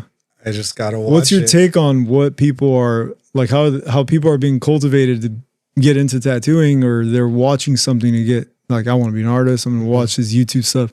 Do you ever put yourself through that? Like, okay, this is what people's watching. Like, this is crazy. Like, this is why all these films are everywhere. You know what I mean? Sick. My wife wouldn't let me watch any tattoo content because I'll be getting pissed, dude. Yeah. And like one of the days she was gone and Xander was there watching me because like. I guess he was kind of babysitting me because I wasn't supposed to be like standing either and shit. Sitting there and I'm like, we're going to watch some tattoo shit. And then I put the first dude that came on and this dude just saying some dumbass shit. And I was like, oh my God, I fucking hate this shit. So I got all grumpy. And then I had to tell my wife, I was like, I watched tattoo stuff. She was like, why did you do that? I was all like bent out of shape. I was like, this fucking idiot. You're all spiked. Next. Yeah. Next, then I watched his next thing. But I mean, there is some good stuff out there, dude. There's some legit. Yeah. You could find some really good. I hate calling them tutorials. It's like a online seminar. It's like I mean, that's what YouTube was made for, is like help you fix your car and shit. But now there's nothing in this world you can't. There's no reason to not know anything nowadays. And some stuff can be foul, like, like some fake news stuff. But there is a lot of stuff where it's like factual, where it's like, if I want to learn about some crazy parallel of this, and I go into these rabbit holes of like, bro, did you see this, dude? I feel like a professor, bro. Like I'll be at home and I'll just be like, actually, did you hear about the, you're talking about it's like I'll get into combos and you just know it. It's like unlocking this whole the age of information, man. Right? That goes back to the whole me wanting to ask you today. Have you ever done shrooms, dude? Like, how do you get this? Yeah, because it's like you'll see your artwork where you'll have like the third eye stuff going on, and you're like, I mean, the pieces look sick, but you're like, where do you get this kind of? I love, like, I don't even call them conspiracies anymore, because a lot of the last like couple years, like all the conspiracy stuff from like the 90s and 80s is just like, hey, it turns out it's true. And it's like, bro, like, if that's true, it's crazy, dude. I gone recently, especially with like the new Stranger Things is out, right?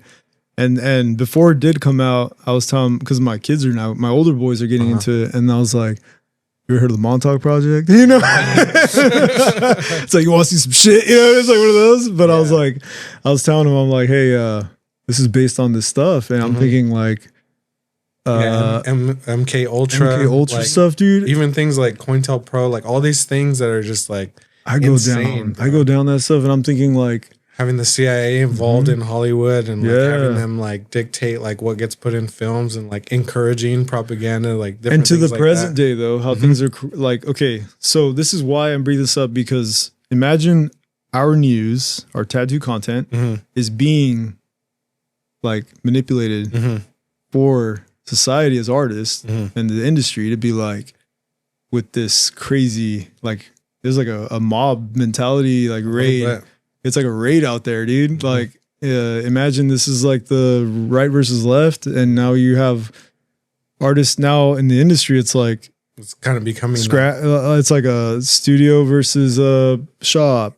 You have that argument, like being a private studio versus having a big old shop, and then that's like the same thing where it's like the CIA, or is it, you know what I mean? And like, who's an implant, right, dude? So it's like, all right, I think about that stuff all the time, because I'm like, why is this? Well, it's all about intent. It's like, what's encouraged? Is it monetary, or is it influence? Is it both? Is there somebody behind that's cutting the checks? Like, because it can be all of it. All of it can be true. You know? And then I'll get some Australian artists talking about the industry where it's like, I thought we were just focusing on the US industry. I'm like, I forgot it's a worldwide thing, right? Because again, it kept you so, but you're like, okay, is this feeding things to people where slow season, that's been the friggin' topic. It's like programming you. It's programmed. So I'm like, I don't know, man. It's like, if you shut that off, it's like, I feel like we should all be in a monastery somewhere. Like, closed off of in Alaska, like we need to all think in abundance. Yeah, it's like one big. I think that would change things if it's like a, COVID was a hard reset, and I feel like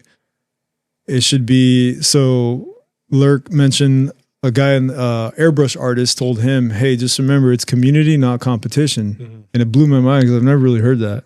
I've never heard that, and I never even thought of. Yeah, I knew community. We were a community. Your shop is a community, right? And like, you're a homie. Like, I consider you like just not only a peer, but I could just reach out and just be like, what's up, bro? Imagine likewise if everybody was doing that versus the next guy is a comp, and versus like, then it kind of eliminates a lot of, I don't know, the hostility, the riots. I feel like that's how it should be. I mean, and then there's like having a spar, you go to a convention, that place is for the competition. It's a safe place to be competitive. And you go get your ass whooped, or you come out on top. Yeah. Or you don't participate. You can watch. There's an audience. It's like watching UFC. Like for me, that's what it feels like. It's right. Like, it should be community first, for sure. For sure. And then right now it's a different time, man. It's definitely not hostile. Like I was telling you, it's a lot more peaceful time, but with that peace comes a lot of this chaos of. It's like a different type of hustle. It's not as physical as it once was. It's just like, opinions that don't get along, and then like because people just don't do anything together because they assume if these people are in the same room. So perfect example, you could have just as well had your first experience at a convention ruin the rest of your conventions, right? Yeah. And the last shop you left, your apprenticeship, your mentor could have just as well, you could have been an extension of I don't know your relationship with him, but I'm just saying, like, if you come into his shop with an extension of his mindset, bringing this whole, like, that's why it's kind of like, all right, is this guy fitting for our shop? Yeah. That's something that people ask. Oil in the water. Yeah, dude, it really can. And now has this little friction and comes in, and he just needs a spot to work that isn't a kitchen or garage, right? Yeah. So you're like, and here he's just trying to sell you everything that ChatGPT gave him to tell you. Yeah. And it's like, dude. Oh, this guy's amazing. Yeah. Because that's a tool, bro. That's where it's AI it can be manipulative. Yeah. So he's like he's a CIA spy. Yeah. So you know what I mean? Holy shit. But fuck it. Walking tattoos are good. Right. They manipulate me, my boy. He's a shark, pool shark. Yeah. Yeah. I mean, that's why like my process is so, and I don't want to be an asshole to people, but you have to set the right boundaries because easily, boom, it could take somebody a couple months to show you their true self, and it could just fuck everything up. You had one idea of the industry before you met, the whole crew and Joseph and stuff. That changed drastically, or what did you feel? Like, I'm sure if you came in thinking like this is what tattooing is, and then you come to a whole different environment, a shop, in a system, right? Did that really like ignite a new light where it's like, oh, I was living it wrong. I had a perspective that, well, when I was an apprentice and like barely starting to tattoo, I thought that other artists didn't like each other. They were constantly in competition. Okay. And then working with Joseph, a lot of homies pulling up from different shops and getting tattooed, like showing a lot of love. I'm like, damn, that's crazy. Like, yeah, I didn't get to see that where I was at. That's crazy. That's a rat, dude. Yeah. 3 years in, you're on a podcast now, bro. It's exactly. That's wild, dude. Yeah. Welcome, motherfucker. Yeah, you about to get indicted, Holmes. Yeah. We actually locked the door. I think that's good, though. I mean, it's good to see that. Yeah. Like, that's what my mentor showed me, too. I got 2 different perspectives. Yeah. From coming from my part. And you see it working, yeah. You see that in different shops, man, and conventions. Like you said, you go into a spot and you're like, you build these friendships, you open these doors, and it's like, why would you not want to have that? To just go home, those guys you just met at that convention, you follow them on Instagram, and then just be a riot towards them. To be like, oh, I just met this cat, and now I'm just here just to watch him fail or watch him do stuff like a criticizing the MK Ultra, bro. And almost start the narrative. And I think that guy is, I think he knows things about it. These files and he's like infiltrating. You know what I mean? It's just kind of like, what is up with this? All this negativity, dude. It's like, I think it's. I do agree with you. I think it's part of like some sort of programming that's in there to like keep things separated with all industries, barbers, makeup, hair, like everything. Yeah. But hopefully the community can come back a little bit. I think it's building little by little. Yeah. But having that separation from a screen to a person is kind of detrimental. I think it's good to have the information, access to YouTube, but going to the seminars, there's like a lot you could take away from it. Even if they're expensive. Like my mentor used to tell me, like Eric Gutierrez, he would say like if you're gonna go collect from somebody, you can use your body to network. Also, nice. You can use your body, huh? My bad, crazy. But like, you can use like collecting a piece. So it's true. That's how you learn that. But they don't have to do it as much because I already met the people. Right. But fucking also like getting like if somebody's charging $2,500 and you're young, it's like damn, that sucks. But there's so many lessons that you have to learn to grind to get that, to just collect. And if you're not getting a discount, you grind, you collect, meet this person. Hopefully they're not a piece of shit. But right. Like there's so many lessons to get there. Now it's like, okay, now I could do that. Yeah. Now there's another level. I want to go here. I want to travel out of the country. Like now you already learned the lessons on how to grind to get there. No one's really gonna put that mind that idea in your head too, like travel, like someone to inspire you to be like, this is convention 1, dude, get out there. That's that's not something that a lot of people would, condone, and just being like, hey, you need to go see the overseas, dude. You need to see this culture. You need to go put yourself with, the surroundings and stuff. It's pretty cool to see and hear that, and to be able to, cause this whole, when I see the whole slow season and shops are closing, I mean, you do have some supply companies that are looking out for the artists and hooking them up with the discounts and trying to some sort of percentage and stuff, because they all understand.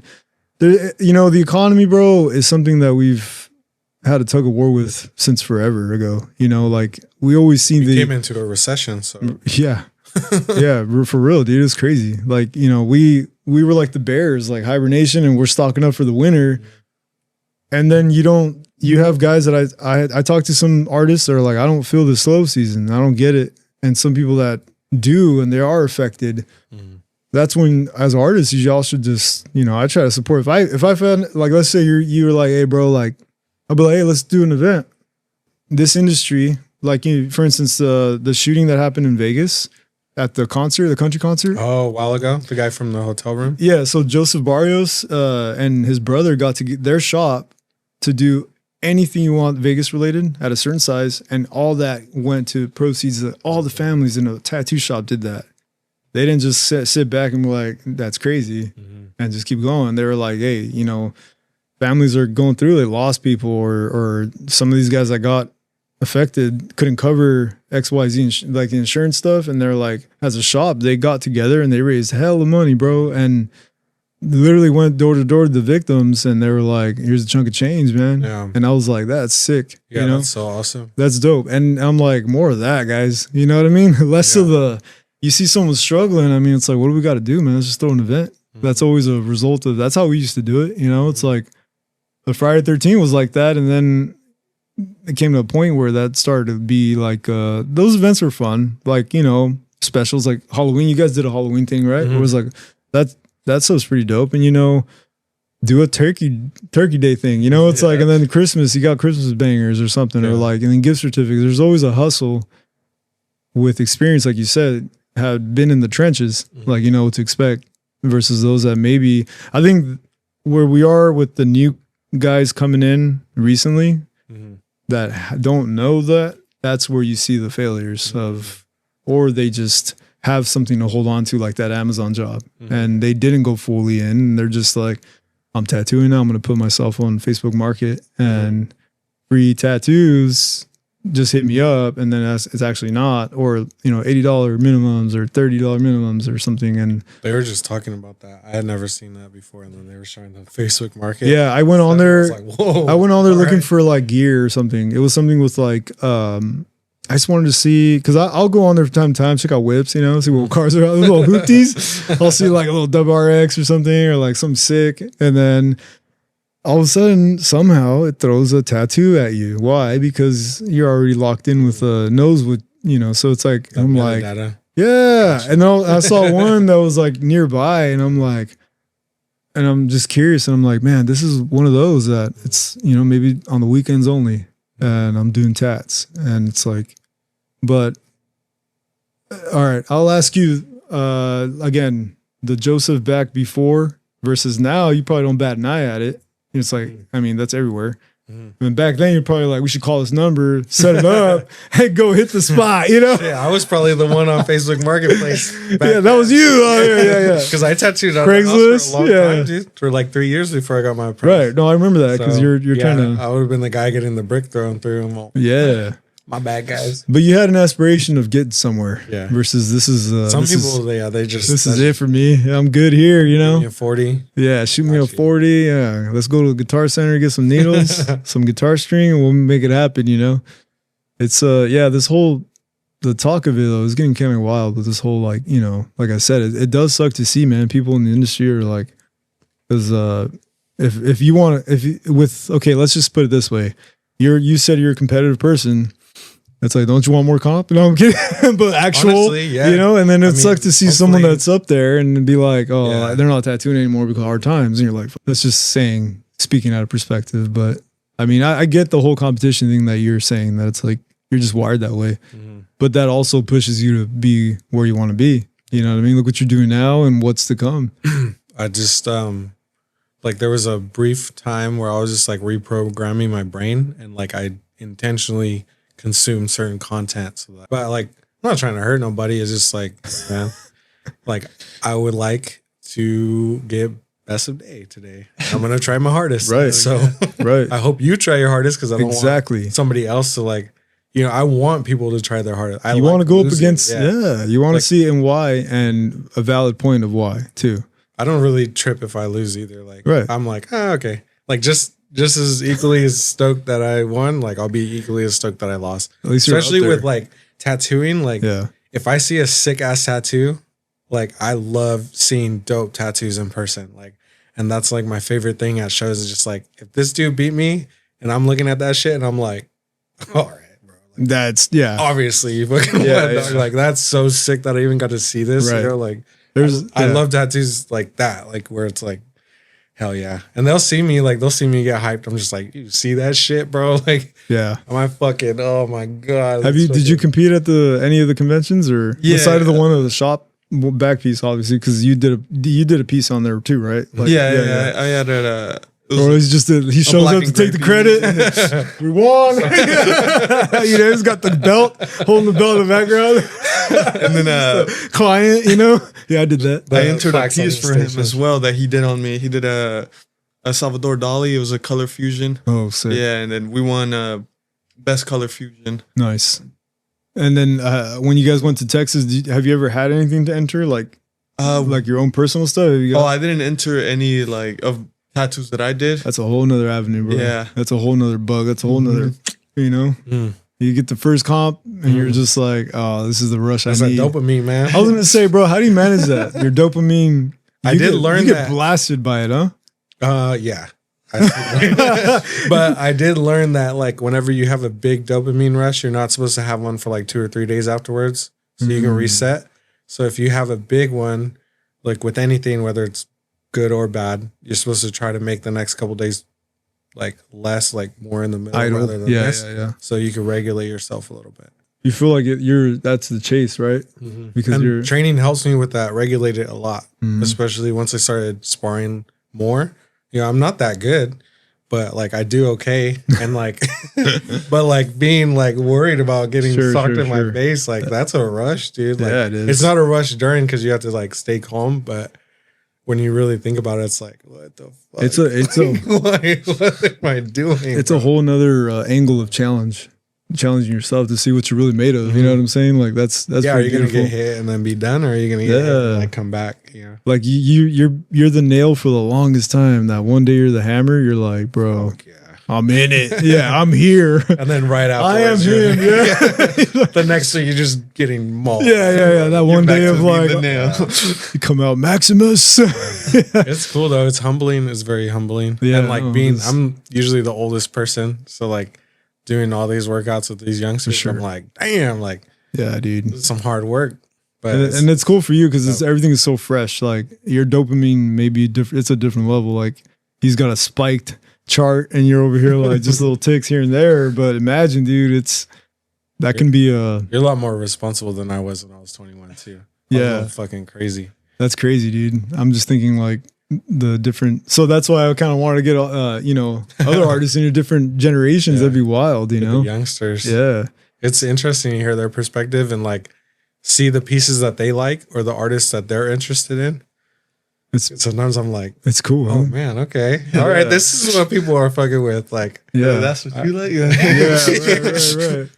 I'm a little bit more open. Sometimes I used to be really well. Sometimes I'm still like, but like after a couple days, and I'm like, you know what, that shit is kind of tight. I'll warm up to it. So I'm trying not to be that old guy, but sometimes I'm like, wow. That's funny because that's what we're becoming now. We're becoming that like. Back in my day, I used to walk 3 miles. Should know about rattling, clinking coils. I tell people I'm like tubes. Yeah, dude, you haven't done that ever. No, I haven't. Here we go. Let's get into it. Look at you, Chad. Now you're here as a punching bag, bro. He's like, this is we're gonna reapprentice him right now. No, it was a fortunate thing to have started way back. And I guess like at the tail end of it before it did do another change into this new change. Cause I feel like that was a generation into the next, into where we are now, and who knows what's going to be 5 years from now, another something, or even sooner than that, dude. Especially like I was telling you, this whole what people are plotting for.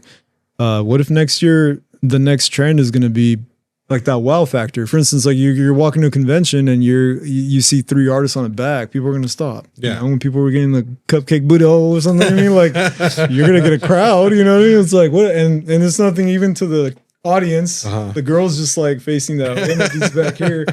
And the first time that happened, bro, it was like a celebrity was there. And I'm like, dang, that's what it takes, huh? That's what it takes, bro. I'm about to sell out, you know? But you never know. What's the next thing? You know what I mean? And what have you done this year that was like a peak moment that you're excited to carry to this new year? If you want, yeah, for anything, tattooing, you're fighting. Probably, training. Training. Yeah, I'm just gonna go crazy because like I'm older, 36, so like, you know, I gotta do it right now while I still can. So I want to just like, my coaches are really honest with me too, which is awesome. Doug and DC, like, they let me know where I'm at and they're honest with it. And we're safe about everything. So I just want to continue to work hard and see how good I can get. Hopefully have some more competitions with that. And that's a big priority, you know, with tattooing. I want to, like, I've kind of stepped back as far as like competitions go, like going in specifically for a portrait competition or like black and gray or something. Like now I'm probably still compete, but not like where I was like dialed in, where I'm like engineering a win or like really planning it, making sure all the. Well, it's like you just got belted.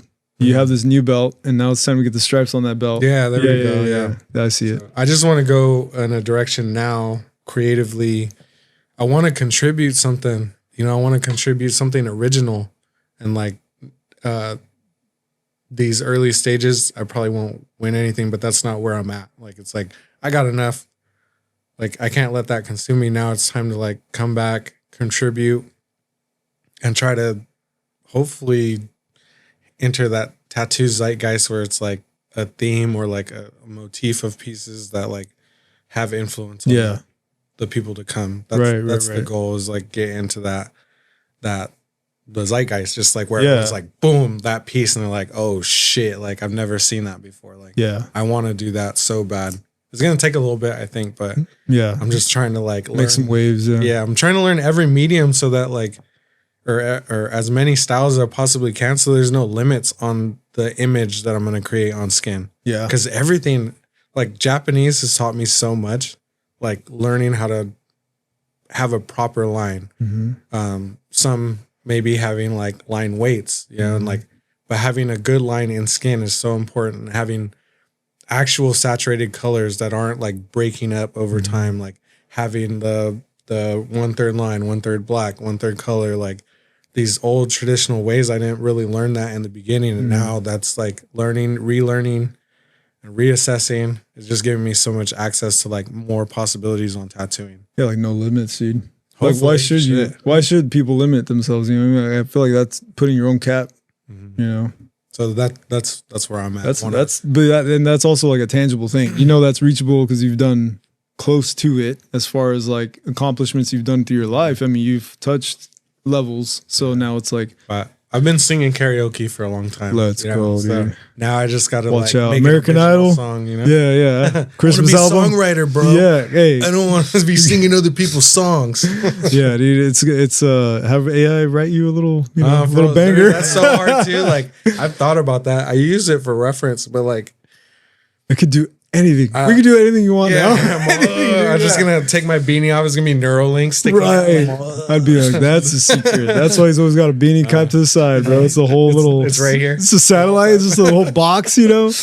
Would you be down to get that? I was at first until I like those first. I was watching the trials, and every fucking thing died that had it. I was like. And they don't even publicize it. I'm like, dude, you should be telling me. It got real quiet. Everything died that had it. It got real quiet. I think that dude's still alive though. That had it. That was playing games on his computer. I forget his name, but he was on the wheelchair. His story was pretty crazy. But I think if there was a crazy benefit like the rotary pen, and it's like if artists get a Neuralink version of it, taxes are gonna turn your brain off. Exactly. First your machine, you're like, when's my machine? Now you're really plugged in, bro. Now it's like your alarm and your tattoo goes off. You're a heart attack. What? Hit up your client. You're like, I'm sorry, I'm doing an update right now. I'll be there in a bit. The firmware. Yeah, the firmware is just like, oh, I gotta be start getting fucking ads. You're gonna pay for subscriptions, so you don't get ads. Like, start hearing the AOL dial up in their head. That should be crazy, dude. Yo, did you guys know that Pepsi Cola is the only cola? Random facts, yeah. Jet to holiday. I know, yeah. Dang, you'd be a walking Bluetooth speaker. Yeah. That'd be sick. You wouldn't even know that you were an advertisement either. Like, right. It's like you're an original. It's like we walk in, you're advertising a piece, right? Yeah. And it's like free advertisement, and it's like zip up that hoodie, dude. Take all that. You know what I mean? It's like it's like we're just like not even thinking about it. But and tattoos, right? People are out there advertising your stuff, and that's pretty cool. But then some people don't want that. They're like, hey, you got to cover that up. You know, it's pretty crazy. But so, what's your projection for next year? You've hit the road and stuff. Now, what's to come for you? That's a realistic goal. I would just say like continue to work hard and make sure that tattoos from this upcoming year are way better from the previous year. Keep getting better. Maybe learn different styles of tattooing. Get into different realms. Hopefully, some collab pieces as well. Yeah. That back piece that we did was like my first collab ever. And that was pretty awesome experience to do. And yeah. He's probably busting with like what do you call that? Dopamine we're talking about. Oh shit! Yeah, it's overload. Yeah, he's just steaming in the back. What happened to him, dude? He used to be. Yeah, he turned to the Joker. He just have crazy. Like cut off sleeves. Yeah, now he's like, oh shit. Yeah, that'd be cool, man. I'm always excited to see your guys' the stuff that comes out of your shop and you as an artist. And now to have met you, man, that's pretty cool. And hopefully to get more of the crew on here, because I know everybody has a cool contribution. If they're contributing with the shop, then they also bring something to the table that's like, you know, and that's one thing, man. I was like, what better way to recap everything? I didn't do this last year. I just kind of had one last episode, but I'm like, I want to do it right before so that this is like a full-on reflection and just being like, I mean, it works out perfect because of the state that we're in. You know, it's like this is with all the stuff that's happening. This season of slow season is a lot worse than last season. But before that, it's been everyone's waiting for tax season, and that's all they're banking off the whole year, dude. And I'm like, whoa, you know. And now it's like people are again the darkest thing is being blindsided, and you know all about that. Getting blindsided. Yeah. The youngsters just haven't been blindsided yet. So like, I feel like the next generation, even, I mean, there's older cats that are tattooing that are still young in tattooing. Right. And like, this is the first time they're experiencing it. And everyone's so vocal now. Everyone's very vocal with their opinion. So like, we're just hearing it a lot because there's more people saying it, and like, it's just kind of bombarding a little bit, but it's okay, man. Like, it's good to have a slow season. It can't be rainbows and butterflies forever, you know. That should you should use that. Appreciate it. Yeah, exactly. Appreciate the something to look after. Like, okay, maybe this is a good time to, you know, hit the drawing board, man. What did we do wrong this year or why am I in this position is another thing. Like I said, is maybe you've been an asshole to people, and now it's like, yeah, for sure. I feel like I'm doing the same as you, like with this whole consuming content, but the right content, like not to poison your mind. But I be poisoning myself sometimes. Well, yeah. Sometimes we be watching a lot of Kirkified videos. Yeah. But that's not my fault. It's the algorithm. Yeah. I think like as far as what to keep you in a positive, like I'll be going through some stuff, but you know, I love watching conspiracy stuff though. So if you like, that's a lot of the imagery that I put into tattooing. It's from these things, like communicating. So that's kind of where I'm putting subliminal messages in all your tattoos. I try to. Well, as long as it drives the narrative of the image. Yeah. You know, like I'm not a part of any secret societies or anything. I'm just like kind of by myself. Full disclosure. Yeah, just so you guys know. Just I'm not anywhere. I don't got no wackos. Yeah. But I think the expansion mind is great, especially for the skill of tattooing. I think that's what, you know, I'm trying to consume all that. It's like doing your research and your learning, just as we would train for anything. You know, that's bettering yourself. Yeah. No limits, like you mentioned. I think that's my goal for this But that's something that we do, I think, every year, bro. That's why, I don't know, this whole New Year thing. This is, again, me. Yeah. I do it on my birthdays. I always set goals on my birthday. Birthdays, I see for sure, because that's another trip around the. I don't even know if the New Year's the real New Year. Right. You know what I mean? So we might be, day one might actually be in a, that's another. We're supposed to have 10 months, not 12. So, like, how do we know it's 3:00? Yeah, and that too. It should be 1 And then also, like, well, this is like a whole video that I was like watching for a while, just like about how the Roman Empire added 500 years to their calendar to make them seem bigger. So we might not even be in 2020. It might be some he said, she said. And dude, all the dinosaurs are real. Just trust us. Yeah, for real, crazy, dude. I'm just like, and then that stuff hits, and you're just like, life is a lie. It's just like I'm not, I'm just like, not I'm just these gonna lines, tattoo. Though. These are crispy, exactly. bro. Yeah, exactly. This is the only truth out there. This is the only truth, fam. Hey, you should put that as a slogan, huh? That'd be funny. Huh? That'd be funny, bro. He's probably like, damn it. He's like, what I get myself into. Yeah, so it's like, we take those psych trips without psychedelics. Mm-hmm. Yeah. I'll start. I should probably take some psychedelics. Or don't. You might get lost in the rabbit hole. You might not come back, bro. What happened to Joseph? I used to be a solid vato, bro. Just out there on the street with a sign. Everything's fake. Yeah. The pigeons are listening to us. The pigeons, bro. You see that foot? Yeah. She's got a tracker on it. Yeah. Yeah, there's some wild shit. Have you ever seen pigeon eggs? Yeah. I've never seen pigeon eggs. Where do they sprout from? They get released. They're recharging on the electrical wires. Oh man, that's a hot take, huh? That's all the after show. Welcome to the after show. You got to get this one on Patreon. Yeah, dude, that's where we go down the rabbit holes. When they pay for the subscription, I'll have some real. We'll have a Patreon. We'll come in, bro. We'll see some stuff. I got to give you a shout out though. Shout out to Joe. He brought in this amazing piece. I'll get a nice shot of it. Make sure the glare's not. But tell me about this. Where did this come from, dude? Look at this. Like, how the hell do you think of this? You know what I mean? Yeah. I mean, I get it. This is definitely you, but look at that fetus in the brain, like the skull, and you got the little like booze. You know what I mean? I don't know. There's a lot going on. It's sick. The skull is influenced from like pint, so that's where I got the pint skull with the Chicano style skull with the eyeball. Yeah. So that is influence. And then you got like Nathan Oda, Crayola doing pop surrealism imagery. So you can see a lot of my imagery comes from that as well. Yeah.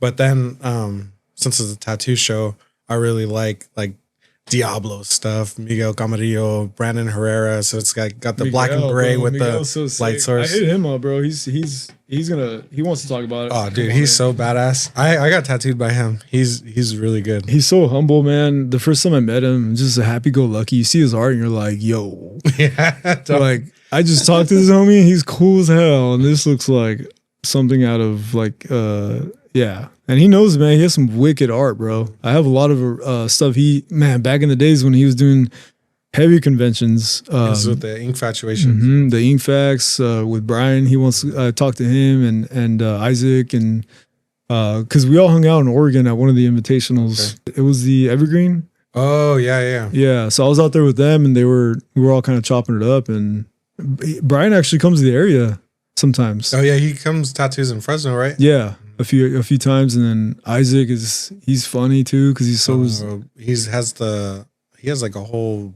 production like warehouse now, right? Yeah, it's pretty sick.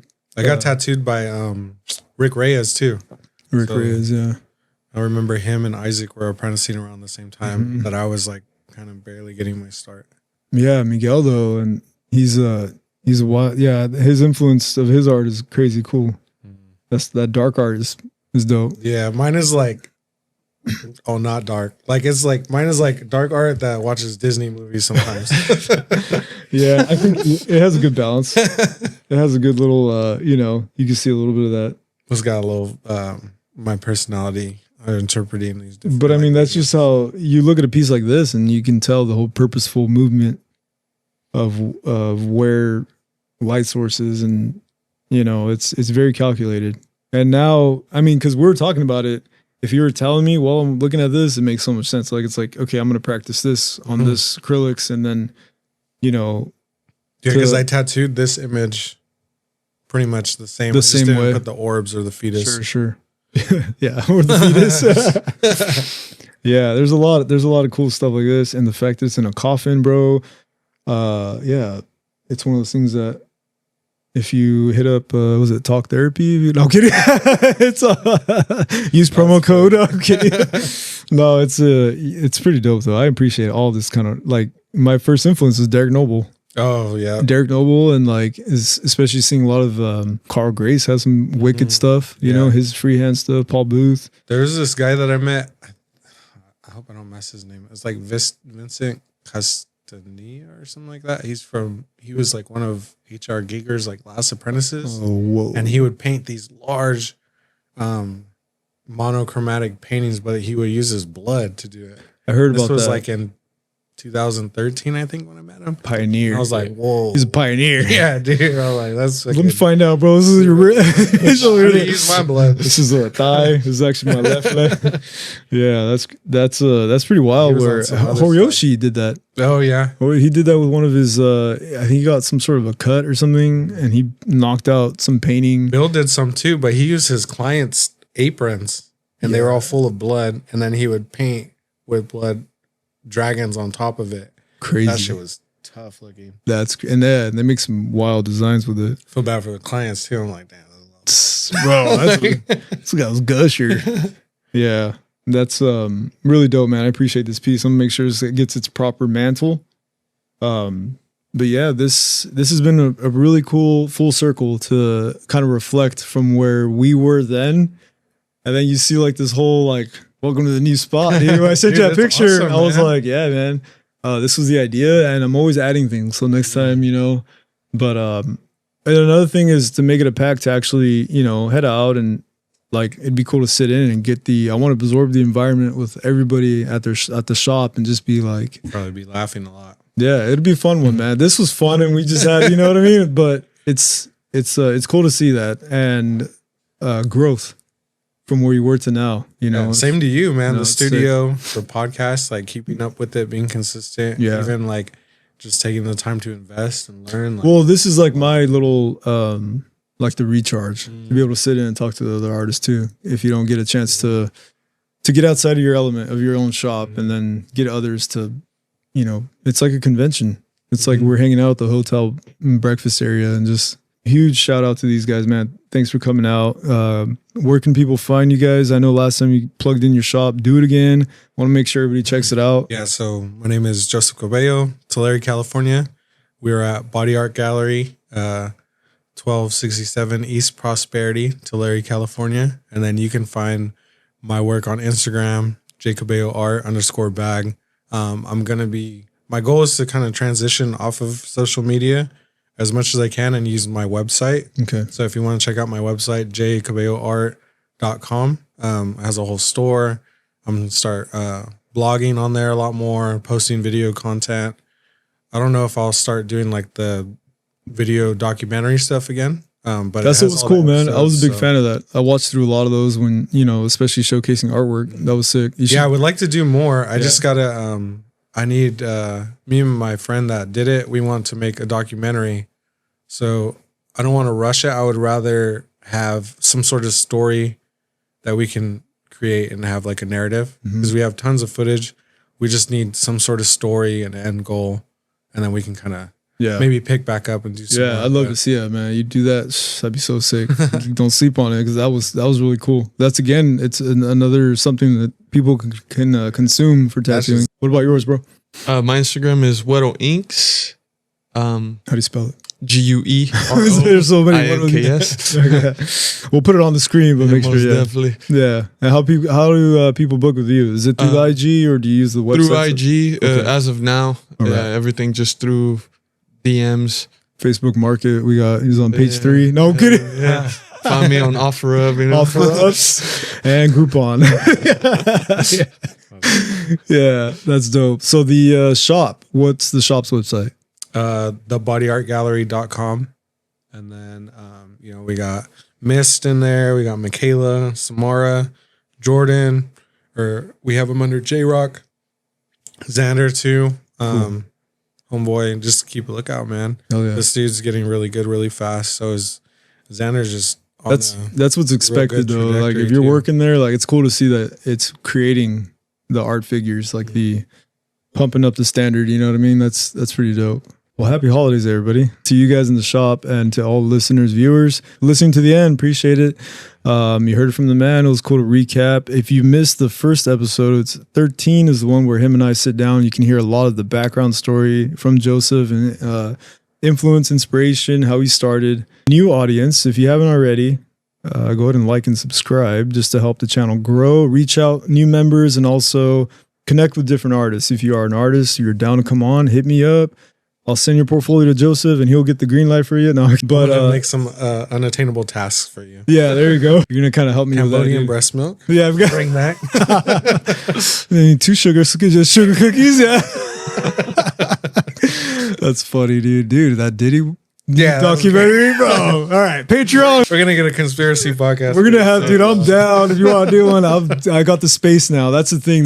Let's start the year strong. Happy New Year, everybody, and excited for the list, the lineup of artists for next year too. That's a cool contribution too. Yeah, it's pretty rad, dude. It's and that's what's keeping me going. If I didn't enjoy this, I just didn't have to do it. You know. So Happy New Year, everyone, man. Let's all start this year strong. Hope you guys spend it well with you, your family, the shop. And with that said, man, this has been Tattooing Out Loud. Appreciate you guys. Thanks. Later on to the next one.